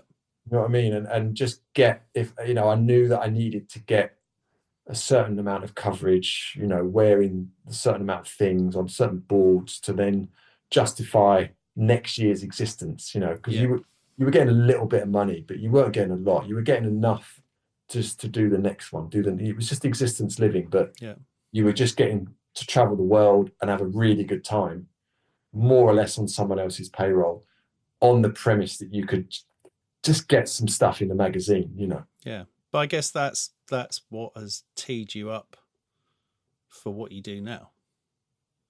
Having that sense of, you know, like, it's not free kit, it's they're giving me something and I'm supposed to be giving back in return, you know. Yeah, I mean, I was acutely aware of the transactional nature. Do you know what I mean? I knew I was getting a good deal. As long as I could keep getting in magazines, I knew that I had a value to people who wanted to give me stuff and help me go to these nice places and do nice things. Yeah. I think I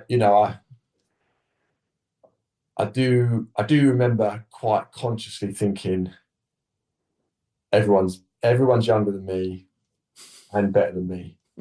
I need to drop back into midfield.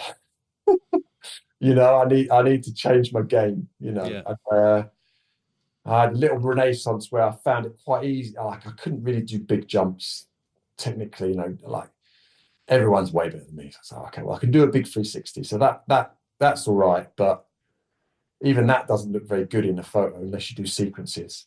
Yeah. So then I was like, okay, well, I can do big backside airs on hips. So I did a bunch of them and got some good photos doing that kind of stuff. You know, I could ride rails, not to the extent that people ride rails now, but back then, like when the Brits came to Marfin, I think I won like the rail jam there, for example. Right? Really? And at the same time as that, I was getting loads of free ride shots. I was doing loads of powder stuff, loads of free ride shots. So everyone, no, I don't think anyone knew what I could do. Everyone was like, are you a free rider, or what are you doing? You know, you just come forth in the pipe or this, or so I was just doing everything and having a laugh doing it. But I could ride rails, I didn't mind it.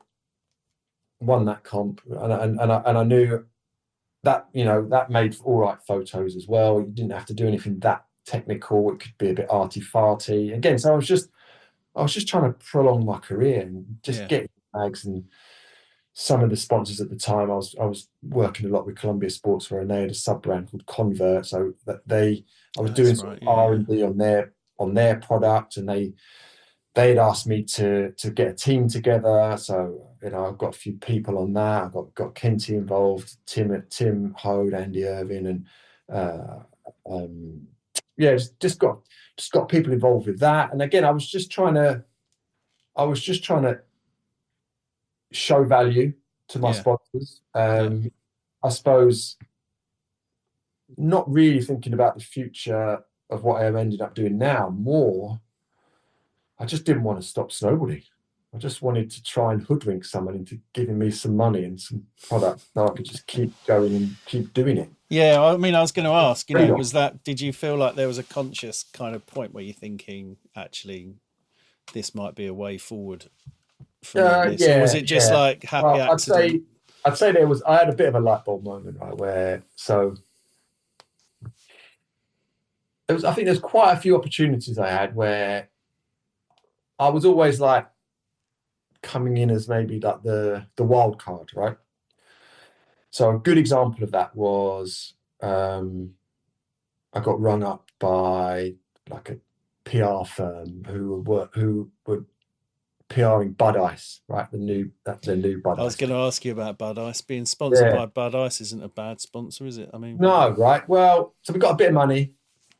They pretended they were going to give us loads of beer, and they didn't, which was sad. But my point I'm getting at is, one, it was a bit of a weird. Like, I couldn't expect. I wasn't. You know, it was Stu Brass, it was Chris Moran, and then it was me. So now I don't know there's a common you quite often talk to people about sort of imposter syndrome, and I would say I do suffer from that now and again, right? Yeah. But certainly in that room, I was like, fuck me, what? How have I got this phone call, right? And they were supremely professional, them two, right? And I didn't know them well. It was just like hi. We knew each other from being around, but I didn't really know those guys, And we went to our first meeting. I think they already had invoices prepared. Do you know what I mean? They got invoices out, gave them straight in. Fucking I don't even know what did for sure. Is. They were like, boom, here you go. And so I'm on this team with these guys, and they were probably the biggest two people in British snowboarding at the time, I would say, right? So I'm just at that point, like that was a good sponsor, right? We had to put a little patch on, which was a bit rubbish, but whatever. Put a patch on, wear a beanie, here's some money, come to Japan. And actually, the reverse of that, little feeling slightly sort of under-equipped to be in that room, we did a trip to Japan, and Nick Hamilton came, and we were shooting for White Lines, and when the article came out, I had a couple of photos. So I had a double page spread doing like a boned out mute, and I also had a little rail jib that I'd done, but I kind of got the lion's share of that article. Yeah. So that was a big deal to me, to be on a trip with them two, and to pull it out of the bag, because they were just clearly better snowboarders than me. I remember the run into the jump that I got the double page spread on.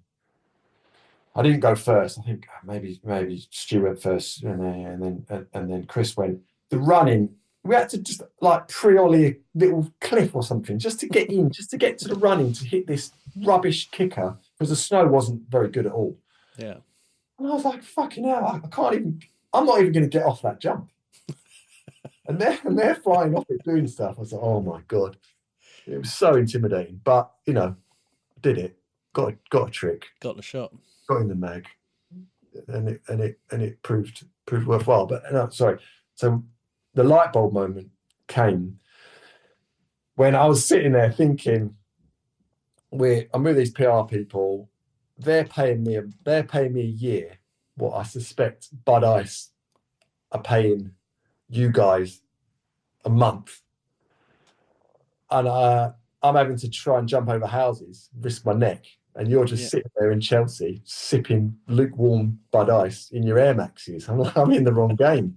I am in the wrong game here. Yeah. Now, I didn't actually end up doing what I sort of do now for a couple more years after that, but it definitely made me think, I'm sure I've got a value outside of snowboarding that is more than just doing jumps and maybe some team management or some product development. Yeah. I'm sure I think I know about this a little bit, all that. Yeah. I came to that realization later. Yeah. So then what happened sort of in that period before you started Canoe, but you were still kind of involved with Convert, and like what? Yeah. Okay. So what happened to sort of take you out of that thing and to then give you the motivation to start your own thing? Yeah. Okay. Well, first, I didn't start Canoe, right? My partner, now my wife, Chloe Longstaff. Chloe, she started Canoe, right? Or what became Canoe. But before we even get to that, so as I've kind of said, I was snowboarding, I was getting old. I didn't want to stop, really enjoying it, but I just knew it was inevitable. I was probably at this point, I'm like 28, something like that. I'm managing as many teams as I can. I'm R&D in as much stuff as I can, to the point of people at Convert are starting to get really cross with me because I'm going rogue. I'm getting T-shirts printed. I'm making adverts about telling them. I'm just doing anything, just going rogue, basically. Yeah. And at the same time as I'm doing that, I'm working in the summers. I'm like pretending to be a chippy, working on building sites. A friend of mine, Kev, who's got a really good carpentry firm. He'd given me a job. He was helping me. I was doing carpentry, earning money, going snowboarding, and I'd met Chloe maybe the season before in London, and I've been trying to develop like some lighting products. She worked for a PR agency that was engaged by Gravis, Cy Nichols. Okay. Yep. They were doing a load of PR for Gravis, and this is a weird story actually. I've forgotten about this. So Chloe was then Chloe'd gone away. She'd gone on holiday. Simon had spoke to his PR agency and said, "I'm going to do a big party in London." Right, which you no doubt went to, Chris. It was in above 93 Feet East in the bar up there. Right, it was the biggest party, Gravis, biggest party that London had seen for a long time in terms of snowboarding. Simon knew that he wanted to get all of the UK scene there. Right, I'd met him like a few years before maybe in Norway, and then I obviously knew. I don't even know how I already knew some. He rang me up and said, "Can you go into my PR agency and just help them invite loads of people to this party?" I was like, "Yeah, of course, no problem." Yeah. Rang up the agency. Simon's asked me to come in. Yes, come in. So I go in. Chloe's works there. And there's another lady that works there. Chloe's on holiday. I don't know Chloe at this point. I sit at Chloe's desk and I get my little file of facts out, whatever it is, and start ringing everybody up. There's a party. Invite everyone I know down to this party. Then I say thanks to the other lady. I leave the agency and then I just go to the party. Chloe goes to that party. I don't remember meeting her at that. I don't think I met her at that party. And then it gets raucous. I mean, Cy's giving out like money clips with Gravis dollars in for buying tickets. Everyone's getting pissed. And even ironically, that venue is where our office is right now as well. Oh, right. Have a weird like Magnolia style twist of fate. Yeah. And then I struck quite a good friendship with this other PR girl, and I'm developing these products, thinking, well, maybe when I'm finished snowboarding, maybe I can be a furniture designer. Like that's what I really want to do. So maybe I can do that. Yeah. So I've got this product, and I speak to her on the phone. I'm like, "Can you help me PR this light? I want to try and get some marketing behind it, but try and get some going behind this product, so I can then take it and try and sell it to stores." She agrees to come and meet me, but subsequently, obviously, when I talked to Chloe about it, she'd said to Chloe, "Can you come with me to meet this guy? He's a weirdo, and he wants to talk to me about some shit light. I don't want to go on my own." All right, great. So anyway, so I went and met her, showed her the light. Her friend was there, which was Chloe, and we ended up just chatting, and we just chatted for hours, and it was great. I'm like, who is this girl? I need to go out with this girl. Yeah. And sadly, her boyfriend was also at the pub. Damn you. I had to navigate that, which didn't take long. That took about 2 weeks to get him out of the picture, but managed to convince her that I was a good idea. But in 6 weeks' time, I was off to Mammoth. So we had like this whirlwind sort of romance, 6 weeks. Then we did a bit of a swap. We gave each other favorite books, favorite CDs. Did a swap. Then I went off to Mammoth, and she actually then came out later on that season. She managed to get a flight out. I went and borrowed a car, picked her up from Reno, and on the table in that Mammoth house was where sort of the idea for Canoe, which was Chloe's idea, and also Tim Hode was at the same house, and his idea for King and King Apparel was all at that table. Yeah. So that was kind of it, that this idea that she was going to start up her own agency. And I was very much at that point, I was really convinced I was going to be a furniture, transitioning to doing design. Right. And I spent another year or two trying to do that. It was just too hard. And again, I don't know if maybe I wasn't good enough, maybe the time weren't right. Domestic manufacture wasn't really a thing. Mm-hmm. IKEA was selling stuff for £9. I couldn't make it for any less than 40 quid. Like it just wasn't possible. At the same time as I was working on building sites and prototyping lamps and doing all this stuff and still trying to do a bit of snowboarding, Chloe had quit her job, gone freelance, done a year freelance, and then she started Canoe, and asked me about the name and what should we call it. But I was just a support mechanism. She knew everything about PR. Yeah. I knew about PR from being an asset for Bud Ice or for whoever, right? Yeah. Oakley or whatever. But she knew, she was at the coalface. She knew how to do it, right? So I was just there to help. I was helping design proposals. I was helping design logos. And just everything around the brand of Canoe. I was supporting her. Yeah. And after a while, it got to the point where I thought, I think Eastpak asked Chloe to pitch, and at that point I knew that I could have an input. I could say, well, almost you could wheel me out, right? This guy knows about this thing. This guy knows about this thing. So it wasn't. Yeah. We weren't just. Chloe wasn't just peddling fashion and lifestyle type PR. Even though she did have a background in skateboarding and that kind of stuff, it was her experience from her previous agency wasn't necessarily that. Yeah. So getting Eastpak was a real big thing. But yeah, it was more just her and I putting our brains together, and me having a handle on more of what in those days was probably called extreme sports. Yeah, I kind of knew about that. Yeah. It was. And you were talking about this with Stenty a bit, weren't you? About how it was just boom time, wasn't it? Like people were trying to do stuff and trying to make money and build brands, and I think we were able to talk the right language and be able to show people that we were quite legitimate in that field. Well, I think I think the thing with it is that obviously these brands were coming from outside and wanted in.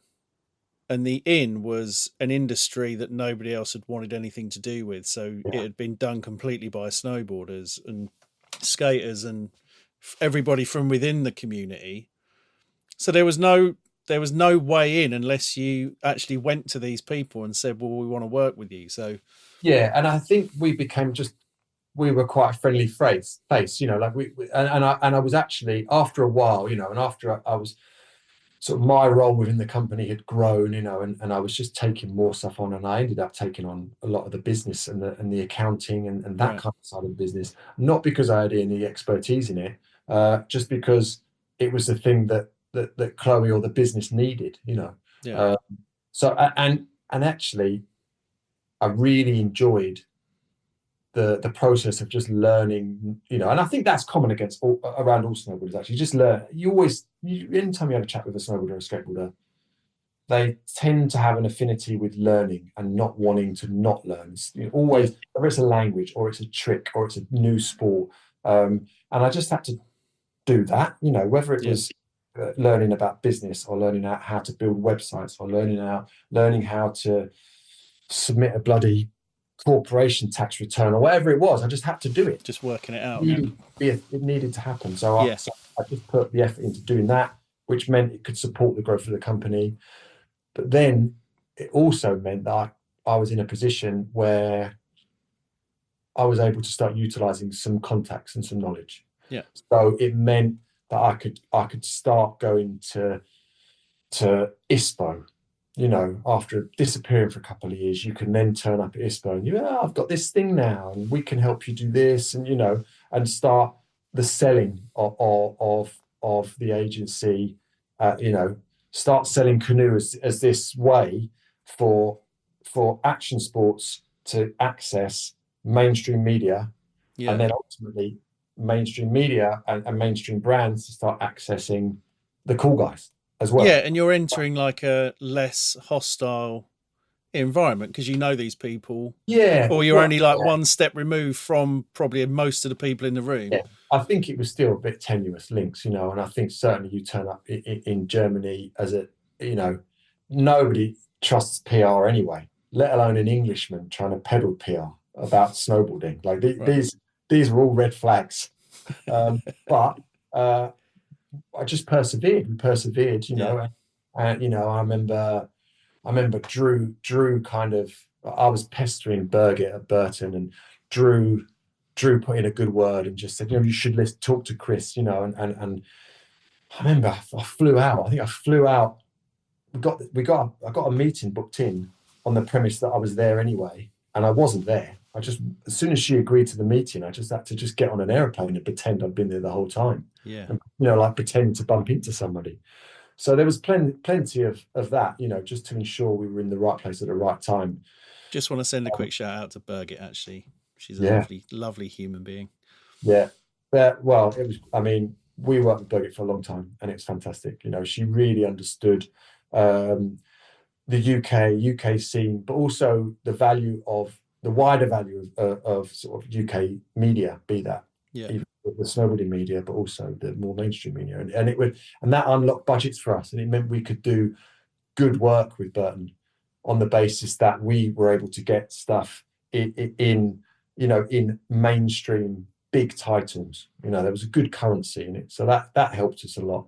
Yeah, I mean, that's another example of like the UK sort of punching above its weight a bit, isn't it? Because UK culture generally has a bigger sway over the world than, say for instance, like Austria or wherever. Do you know what I mean? Yeah, it was definitely, that was one of our, the sales pattern would absolutely be like that. We would be urging people to unlock a European budget because it meant that we could use that spend, and we can get coverage, and we can have activations, and we can do stuff in England that will have a broader appeal and a wider reach. Yeah. So it certainly helped us secure some good clients and do some good work. Maybe we didn't have the right to do that, but we knew what we were talking about, so it was fine. So let's bring it up to date. So at Canoe now, like, what's your role and who are you working with? Just to paint a picture of like what it looks like now for somebody working in PR and action sports.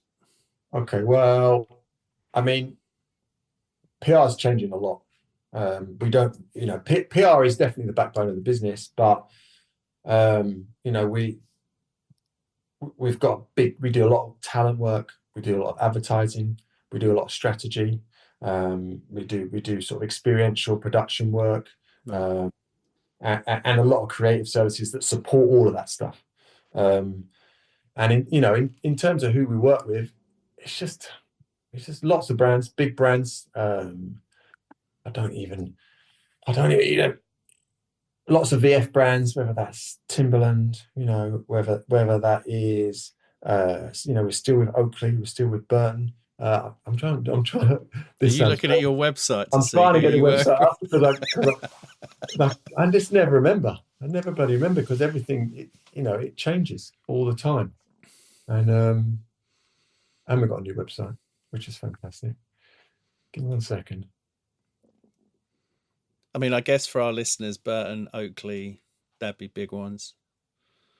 Yeah, exactly. But I think we've managed to work with virtually everyone. Whether that's at the moment we're really big in run and outdoor, but we've got some great lifestyle brands as well. Right.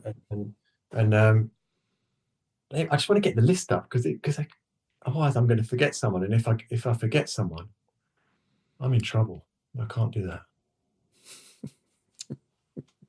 I'll give you a minute then. Yeah.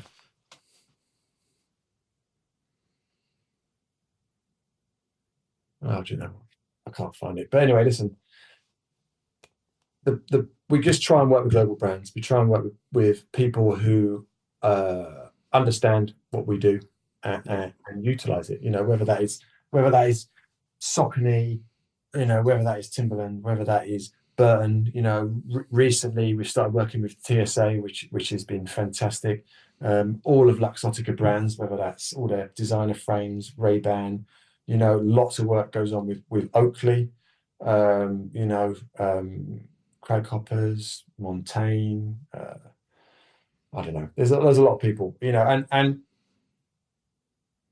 the team's good, and everybody's crossing over as to what they do. We've got really good talent team, really good PR team, but that's all merging into one. Strategies, the last few years, the strategy work we've been doing has really been taking off, and culminating in a huge European project we did for Dickies, big 24/7 project we did for those guys. So it was just PR, but now it's full service comms, and it's spanning multiple sectors, multiple services. And it's still affording you the opportunity to go snowboarding. Well, we still have to crowbar that in, a little bit, because if you look at the effort and the money it takes to go somewhere, I think up until recently it always sounded like a jolly. Well, I think maybe that's the guilt complex, isn't it? Anytime if you are able to orchestrate and manufacture your job to do something that other people thinks is a holiday, then you're always going to be defending it. I know I'm constantly 100%. down the pub. Yeah, I can totally agree with that. Absolutely. No one believes me, No. The fact that Shop's first try, we'll go to that tomorrow, Jim and I, and I have to repackage that as an on-mountain trade show. And even then people are like, what do you mean? Yeah. What are you doing there? Like, well, we're gonna hang out with some clients and we're gonna test snowboards. And they're like, oh, so you're going snowboarding? Like, yeah, I suppose we are. Yeah, we're going snowboarding. Yeah. But you're sort of switched, you're still switched in work mode. Do you know what I mean? Like that's, I had that recent trip to Teen at the beginning of the season and to Moran's, and it isn't a holiday in a sense. I mean, it's fun. Don't get me wrong. I had a great time, but you're always thinking about like, right, I've got to do this interview. I've got to speak to this person. I've got to think of things to think about when I'm talking to them. I've got to organize all this stuff. It doesn't just happen, and you're not just switched off like you would be on a holiday. Do you know what I mean? Yeah, of course. Yeah, I mean, I suppose depending on who you're hanging out with, that you can have different types of chats. But it is business, and it's not actually easy to continue to have a foothold in it as well. Again, I don't go snowboarding all the time. I get 2 or 3 weeks a year, and you are trying to consistently ensure that people understand that the stuff you're doing in that area from your business, that you are legit, and you are, you're not messing around. Like, you're trying to do it properly. And it's your livelihood. Like, you're not mucking about it, are you? It's serious. No, we're not. Yeah. So that brings me to seeing you at the spring break last year now, isn't it? Last year. Yeah, okay. Yeah. I mean, considering it, so I'm pretty certain that I remember seeing you in Meyerhofen at the top of the drop into the big jump. Then I don't think I saw you again until I bumped into you in Travis Perkins in Clerkenwell. A great day. Yeah. I was busy renovating a flat in London. Then I think after that, it was possibly that Volcom movie, which was 18 months ago or a year ago, whenever that was, and then spring break. Yeah. And, apart from, like just, oh, hey, how you doing? Like actually when we got chatting in that club in Kianatel, I think that was possibly the first like proper conversation we'd ever had. Because we knew each other and moved around each other and rode at the same dry slopes and things like that. But I don't think we'd ever actually had a proper conversation about anything No, and this is weird, isn't it? And I was thinking about this the other day because, listening to, lots of the episodes, there's it on face value. I'm like, oh, great, I want to listen to that. I want to listen to that about that person, because actually these are people I've known for 30 years that Yeah. I don't know. Yeah. And it's been really good to, or I did know them and now I don't. So I don't know. Like me and Will and I were really quite close for a year or two, Yeah. and then I didn't speak to Will for 25, 30 years. Yeah. So and that would be the same of a whole bunch of these people, like whether it's Mark Twain or Paul Sumner or Cy Nichols or whoever it is. You have this little bit of a Venn diagram, which is your life, that you know somebody, but then you go away, you don't see them for 30 years, but you still feel like you know them, and I do like that, and when you and I were chatting, it, I don't really know you, but it really felt like I did, and we had really good, meaningful conversation subsequently, really quickly. Yeah. Which I don't know, it's just really good, and I think there's just this, because of this underlying thing that is snowboarding or skateboarding, or surfing, that I think everybody knows everybody's in it for the right reason. Yeah, and I think if you're still doing it, there's still that big connection between people. Like, if after all this time you're still wanting to go snowboarding, and I mean, you were hitting boxes and rails as well, and I was just like, fucking hell, I think at our age there's no business for that. But you still looking good on a snowboard. Do you know what I mean? Like, I think where most people it's sort of like starting to tail off, you still look pretty good. Well, I mean, that's very flattering, but I think the main reason is having kids and seeing everything that you're good at, they surpass you. So it's just, I am clinging on for dear life of the one thing. Like, I think my boys, they're brilliant, right? And they're we went I took them snowboarding from sort of 2 onwards, right? Real tiny, and taught them every, sacrifice all the trips, just get them snowboarding. But outside that of snowboarding, they have or will surpass me in every way. But I'm still a couple of things. They're even faster than me now. Like, I can't, like if I'm trying to get down a mountain quickly, there's certain things I can't do because I can't risk like blowing my ankle out or something. Like, I just can't risk it. And they'll just absolutely try and like gut me out by beating me down, by doing, going backwards or go switch faster than me. So, okay, fine. But I can still hit the box, still hit the kicker, even though it's not a big kicker, and even though I can't do anything super tech. So I can still just about do that. And I can still actually, I can offer them advice on stuff that they don't have immediate contempt for.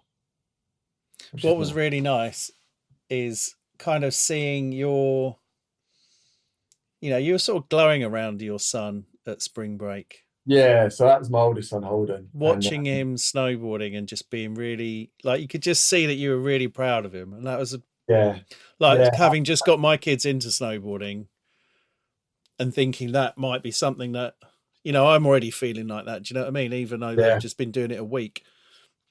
And just thinking I've got that to look forward to. That is a really nice thing to see. Yeah, and I'd mentioned this to you in terms of our pre-chat, didn't we? And actually something happened last night, which I'll kind of tie in as well. And Chloe had mentioned to me it, but I think right towards the end of when I was snowboarding, because there is like this, it's a bit of a realization, right, where you're only going to get worse. Right. This is a bit doom and gloom. I don't want anyone to take it this way, but if you spend your life trying to get good at something, it doesn't really matter how good you get. And I'm not saying I've got good, right? But I tried my hardest to get as good as I could get at snowboarding. Yeah. And I think I more or less got as good as I could get at snowboarding. And then it's like, well, there's only one way now. right? And that is damn, right? I'm only ever going to get worse, right? Yeah. And it might be marginal over the years, right? But you know, I will only ever get worse at snowboarding, right? And I would say when I got to like 29, 30, that kind of really bummed me out. Like the realization that the dream was actually done, like the dream's done. It didn't work. You weren't champion of the world. It didn't work out. You know, Yeah. not that I didn't have fun, because I honestly it was the best ever time in my life, and I'm going to, really try my hardest to force my children to go and do the same, right? Because Yeah. it was so valuable. I had met so many people, saw so many places, so many experiences. But there was a point when I realised I am only going to get worse, and that really bummed me out for a good couple of years. But then Holden came along, and then I realised that the spark kind of came back, like, and not in a weird live through your kids thing, because the chances of any of our children doing what we did, it's like the ship has sailed, right? It's very, very difficult for that to happen.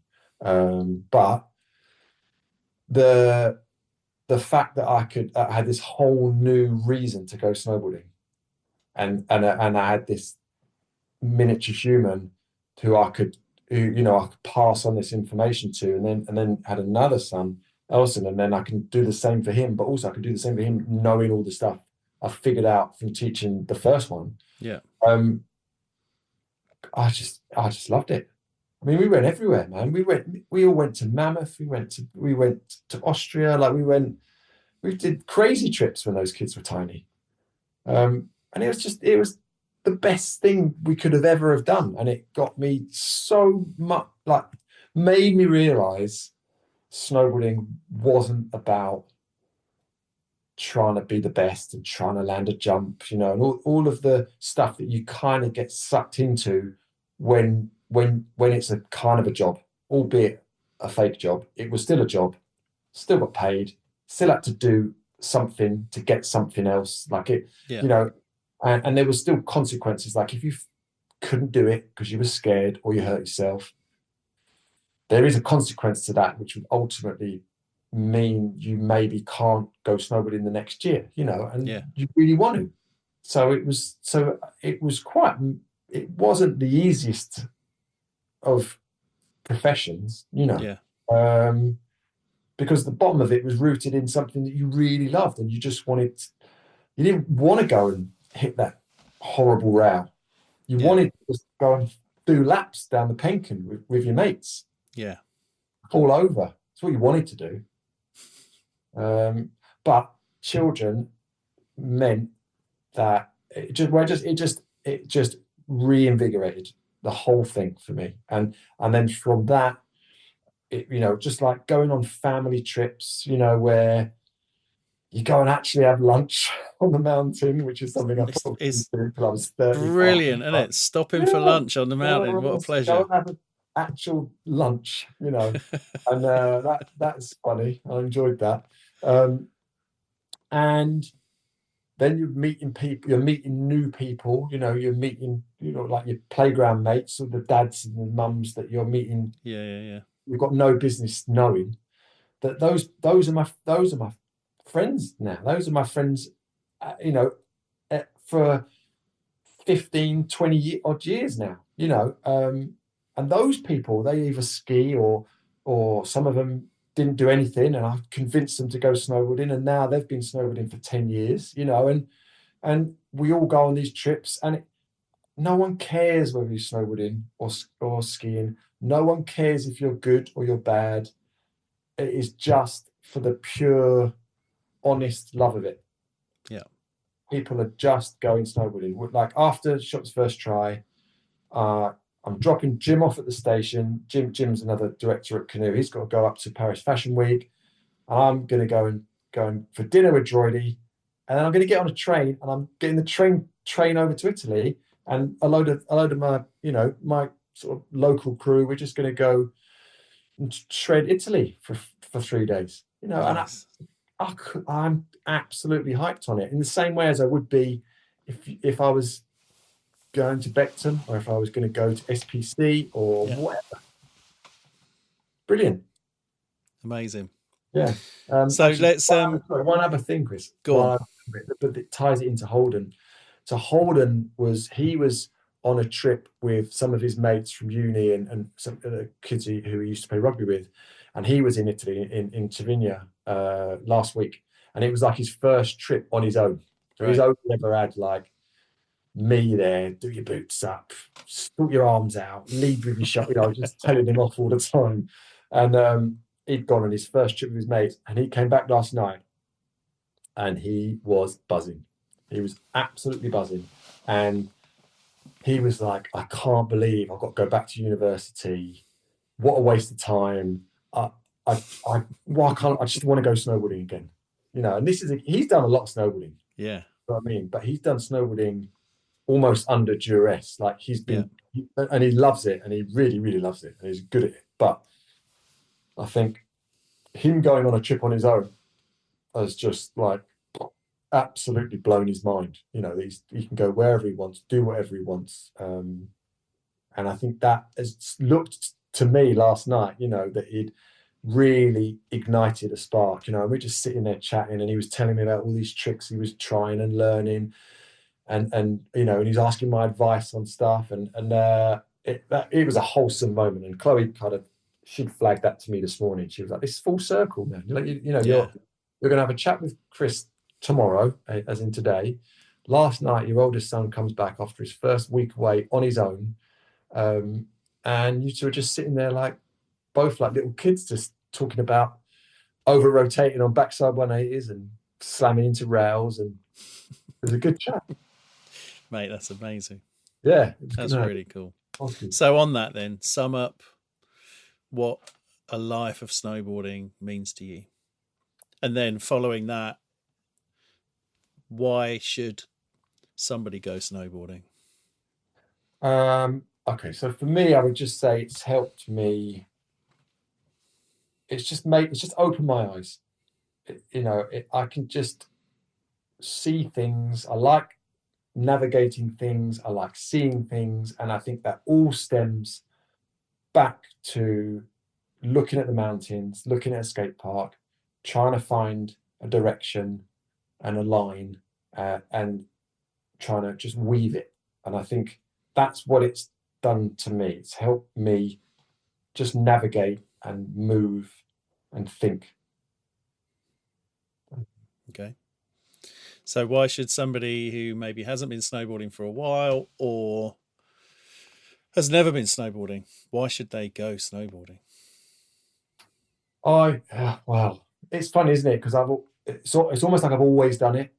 So the question would almost be, why would you not do it? Like how have you not done it already? Would probably be the question. I've got, again, a bunch of my friend groups, they've never skied, they've never snowboarded, and what you get from it, just going into that wilderness, just exploring areas that you would have no business being in, it's just, I don't know. Just think it's if you don't go skiing or snowboarding, you've really missed out. Get to the mountain. There you go. A direct order from Chris Carr: get to the mountains. We'll talk about how you can get to the mountains in a bit. But thank you so much, Chris, for your time. I know you're a busy guy, and you were flying out to Shop's first try the following day, and just great. Thank you for your time, and thank you for letting me get to know you after all these years, man. Just thinking back to like Beckton Alps and Hillingdon and stuff, it just seems like a different world. I wish those places still existed, that kids could find future friendships and do something that is so fun and a slightly more affordable way of doing it. Not wanting to get into the process of it, but like there's not many dry slopes and the snow domes are pretty expensive, I would say. and it doesn't give you many opportunities to get into it. But as you say, like helping out, like giving out boots in return, like helping out in the boot room in return for some slope time, all that stuff. That was kind of the currency. And a lot of people entered our world through that. And I think if that has died and disappeared, then, our kids are going to have less opportunities to get into these things and get into it in an affordable way. And I think that is something that the snowboard industry might need to be thinking about, is how it attracts people in the future, not just rich people. So yeah, not to get too heavy on that, but yeah, thank you, Chris. It was great to see you. Hopefully you'll be out of spring break again. We'll get to hang out a bit more. I really enjoyed giving your eldest some shit. I went up to him in the club on the night out that we were on, and I was like, your dad really loves you. And he was just like, fuck off. But yeah, it's all, kind of, that's all part of the game. And it's great to see your kids into snowboarding. It's great to see everybody's kids getting into snowboarding. I think we're at that generational time now where a lot of parents are getting their kids into it. Maybe there's something in doing something on the Instagram about how to do it at a reasonable rate. I don't know. Maybe let me think about that. But yeah, if you can get your kids away snowboarding, if you love snowboarding and you haven't taken your kids yet, and you can manage to kind of squeeze that into your life somehow, it is so, so rewarding. And watching Chris riding with his son and still pushing himself because he knows he's got that on his son at the moment and he wants to stay ahead, is really, really fun to watch. And I'm sure I'm going to have that with my kids fairly soon. They're already frothing for it. So, and in fact, my whole family sat together and watched the finals of the Lax Open halfpipe, which was amazing. If you haven't watched that, go back. Don't watch the highlights, because the highlights probably won't tell the whole story. Go back and watch the entire live stream, because those riders were out there swinging. No one was holding back. It was all about who was going to unleash hell, it seemed like. And oh my God, some of the stuff that went down was incredible. So yeah, I wasn't in Lax to witness it this year. The whole Reason Magware, if you're not following them on Instagram, go and have a look at their stuff. But yeah, sat at home watching it with my whole family, like bunched up on the sofa, and there was anxiety, there was excitement, there was it's possibly one of the best snowboard competitions I've seen. And brilliant. Tim and Ed on the commentary. You can hear Henry Jackson in the background. He's getting an episode soon. Yeah, just go and see it. I haven't watched the slopestyle yet, but I'm sure that was probably not quite as exciting as the halfpipe, but the halfpipe was incredible. And I've stood next to that halfpipe, and it is ginormous and bulletproof. Those guys make it look effortless and graceful, and I can imagine it is absolutely terrifying. So yeah, if you haven't watched the Lax Open, then go and check that out. You won't be disappointed. But as I say, don't watch the highlights, watch the whole thing. It's not that long, they only do 2 runs, but it's exciting, and you will have a whole new respect for halfpipe riders off the back of that. So yeah, that was this weekend in Lax. And as I say, I've been there the last couple of years, so I know how good it can be. I was sad not to be there this year, but life doesn't always pan out how you want it to. But yeah, anyway, shout out to Astrid and all those people who put Lax on. Big respect to you. It's still an absolutely buzzing part of the snowboard scene, and long may it continue. And maybe, hopefully, I'll get invited back at some point as well. What else is going on? Shop's First Try is going on. If you go and find that on your socials, if you're interested in getting some sneak peeks at next year's kit, there's Shop's First Try is a big trade show on snow in a place called Hochfugen in Austria. And I've kind of wanted to go to that as well, but not really, haven't worked that one out. But there's loads of clips coming showing sneak peeks of next season's kit, which is exciting. And it's exciting that there's there's loads of little brands popping up, kind of snowboarding is really exciting at the moment. There's a lot of people with new ideas and new energy coming in. And I guess that's it. Again, as mentioned about the generational thing with Chris's kids and other people's kids getting into it. But there's a lot of young people coming in and bringing new ideas in and starting companies. And, you know, like building a snowboard isn't the dark art that it once was. You know, there's social media has sort of opened it up. So probably with a bit of investment, if that's what you wanted to do, you could probably, I'll say quite easily, obviously takes a bit of work. Just ask Louis from Duke Snowboards back at, on the Christmas episode or New Year's episode. But it is possible, and it's not kind of the dark art it might once have seemed. And actually, if you want to see a snowboard being built, you can see me building the snowboard that I'm going to give away on our camp in March. This Thank You Snowboarding community building camp that's happening on March the 22nd. It's on the YouTube channel. It's on the Instagram. If you want to see that, there's a little video of me building a snowboard that I'm going to be giving away to the person who embodies the spirit of the camp, or a raffle, depending on like how it goes. If everyone's awesome, I don't want to create tension, so we'll just do a raffle, or we'll do some sort of competition. We'll do like a last one home makes the tea kind of competition or something like that. I don't know. Anyway, this Thank You Snowboarding community building camp is for anyone who can snowboard that maybe hasn't got a crew to go snowboarding with this season, or maybe you have got a crew to go snowboarding with, but you know, life's getting in the way or whatever, and you find yourself sort of without people to ride with. Or you've got a few mates and you just fancy there's going to be a day of coaching, you know, like if you fancy just improving a bit, just if you want to just have big days on a snowboard up the mountain, you know, I just want to do loads of snowboarding, and I'm willing to take anyone along who wants to do loads of snowboarding as well. We're talking, you know, like out in the morning, back last thing, après beers. We're going to cook you great food. It's a wicked chalet. There's going to be some footage of that coming up shortly on the Instagram. It's got a sauna. You get 6 days Paradis ski pass, and we are going to be exploring the whole thing. I know some of it really, really well because I used to live there.